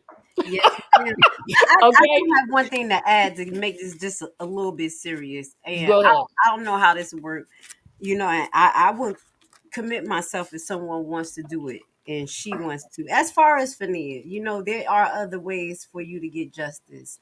And I do believe that we can come together with some type of bill or policy that they can implement in Dolton or on a state level, where people who work in government organizations who not only become whistleblowers but have been faced with sexual assault, that their cases be taken serious in their specific pathways and check and balance system. Now that's when I talk about coming up with bills and things to actually present to them to fix it. So even if, and I know this man gonna go to jail, then hell allegedly, we can still do something to protect the system and that not happen to someone else. So that's what I want to put out there. That I don't only read these case laws and things on my channel just to talk about stuff, but we can learn how to kind of fix the system ourselves. So I want to throw that out there. If anybody willing to do that with me, I never put a bill together or anything like that, but I would love to do it in regards to people who work in the government who is faced with sexual assault, like Fania, pushed under the rug. There need to be some channels. Victim advocate didn't do enough. You see what I'm saying? So I just wanted to throw that out there. Anybody y'all know, it's a lot of people in the background that got a lot of stuff and a lot of skills. So hit me up. Fania, I put myself out there to you so many times. I didn't know she was that young, but when I would look at her, her soul needs to be cleansed. We have to do more than a praying on her. I can tell this is really weighing down on her just by watching her out there with Jedidah. So my prayers are going out for you, that God uplift your heart, you the strength to keep on going, give you the resources. This lady done lost her job. It became a spectacle out there. Dolton is a small town. It's hard for her to get on her feet. So remember all of that too about Fania in the situation. We can do something than just wait on our asses for them. And I'm just throwing that out there. Love you, girl. Never met you. I'm trying to reach out to you. I don't know what I can do for you, but that's one of the things that I want to do if I'm ever opening an organization, because I do have some ideas about, having specific buildings for seniors and things like that. But I would love to house women who are survivors of sex trafficking. These women were pushed out there. These women were tricked, manipulated, all types of stuff. These little girls being kidnapped, being love trafficked. You see what I'm saying? So many different scenarios. So that's what made me really feel for Nia, because people like, oh, did she do that and this, that, and the third. There's so many scenarios that will get you into sex trafficking. They'll get you a All right. little high and tie you to the bed, and you'll never see your family. And I'm just gonna step back on that note. Love you. We'll try to see if we can connect you, with Fania. We'll try to put that together for you, Grace. Not a problem. Um, Anybody else that want to help, we need a team effort. okay. You see what I'm saying? Listen, the team I'm on, child, we work 24 hours. I don't know if I can help you, but if I can No, step in I for a mean, minute. there's some people in our audience who specialize in writing, Yeah, editing. That's what I'm talking about. So right, people in the audience been coming to me with a whole lot of stuff. So I know y'all out there with y'all skills. Come on. right. That's right. All right, Sharon, last thoughts for you. Last thoughts. I think we need to keep on speaking about Dolton, the village of Dolton, the Dolton Township, if we want to put that in the bundle. Keep on speaking about it. You have, if you're a resident, you do have the power. Don't just say, "Hey, they got it," and not speak out and not go out and vote. One thing Tiffany is good about, she's good at campaigning. She's going to buy bottled waters when it's 90-degree weather. She's going to knock on doors. She's going to throw those parties. She's going to give out food baskets. So we can't take her for granted. The FBI might not come in time. She might be running for re-election. So we need to make sure she won't get re-elected. Do you hear me? Village of Dolton in Thornton Township. We need to make sure she does not get re-elected. So we won't be going through the same thing. That's what we need to do. The fight is an ongoing fight. It's an ever for changing fight, a dynamic fight, if that's the word. It always evolves into something else, and we need to make sure we're able to change our tactics and our moves to counter responds with Tiffany's effort. That's what we need to do. And I really appreciate Investigate and Advocate platform. Grace, I really appreciate you. Kimberly, thank you for inviting me to the show. I appreciate all of you guys. And I love everyone single, and there's nothing you can do about it. I love every single one of you. But yeah, that's basically what I really want to hone in to everybody. All right. Well, you heard it here on Investigate and Advocate. Please, if you can, if you're able to, resource this fight. Help Jedidah Brown fight what's to come down the road. All his legal battles, please. The ways the resource are here on the screen. Um, if you find it in your heart, you know, resource the fight, because fighting is hard. It's not easy. I'm gonna tell you, like Jedidah Brown says, stand up for yourself, because we not taking it no more.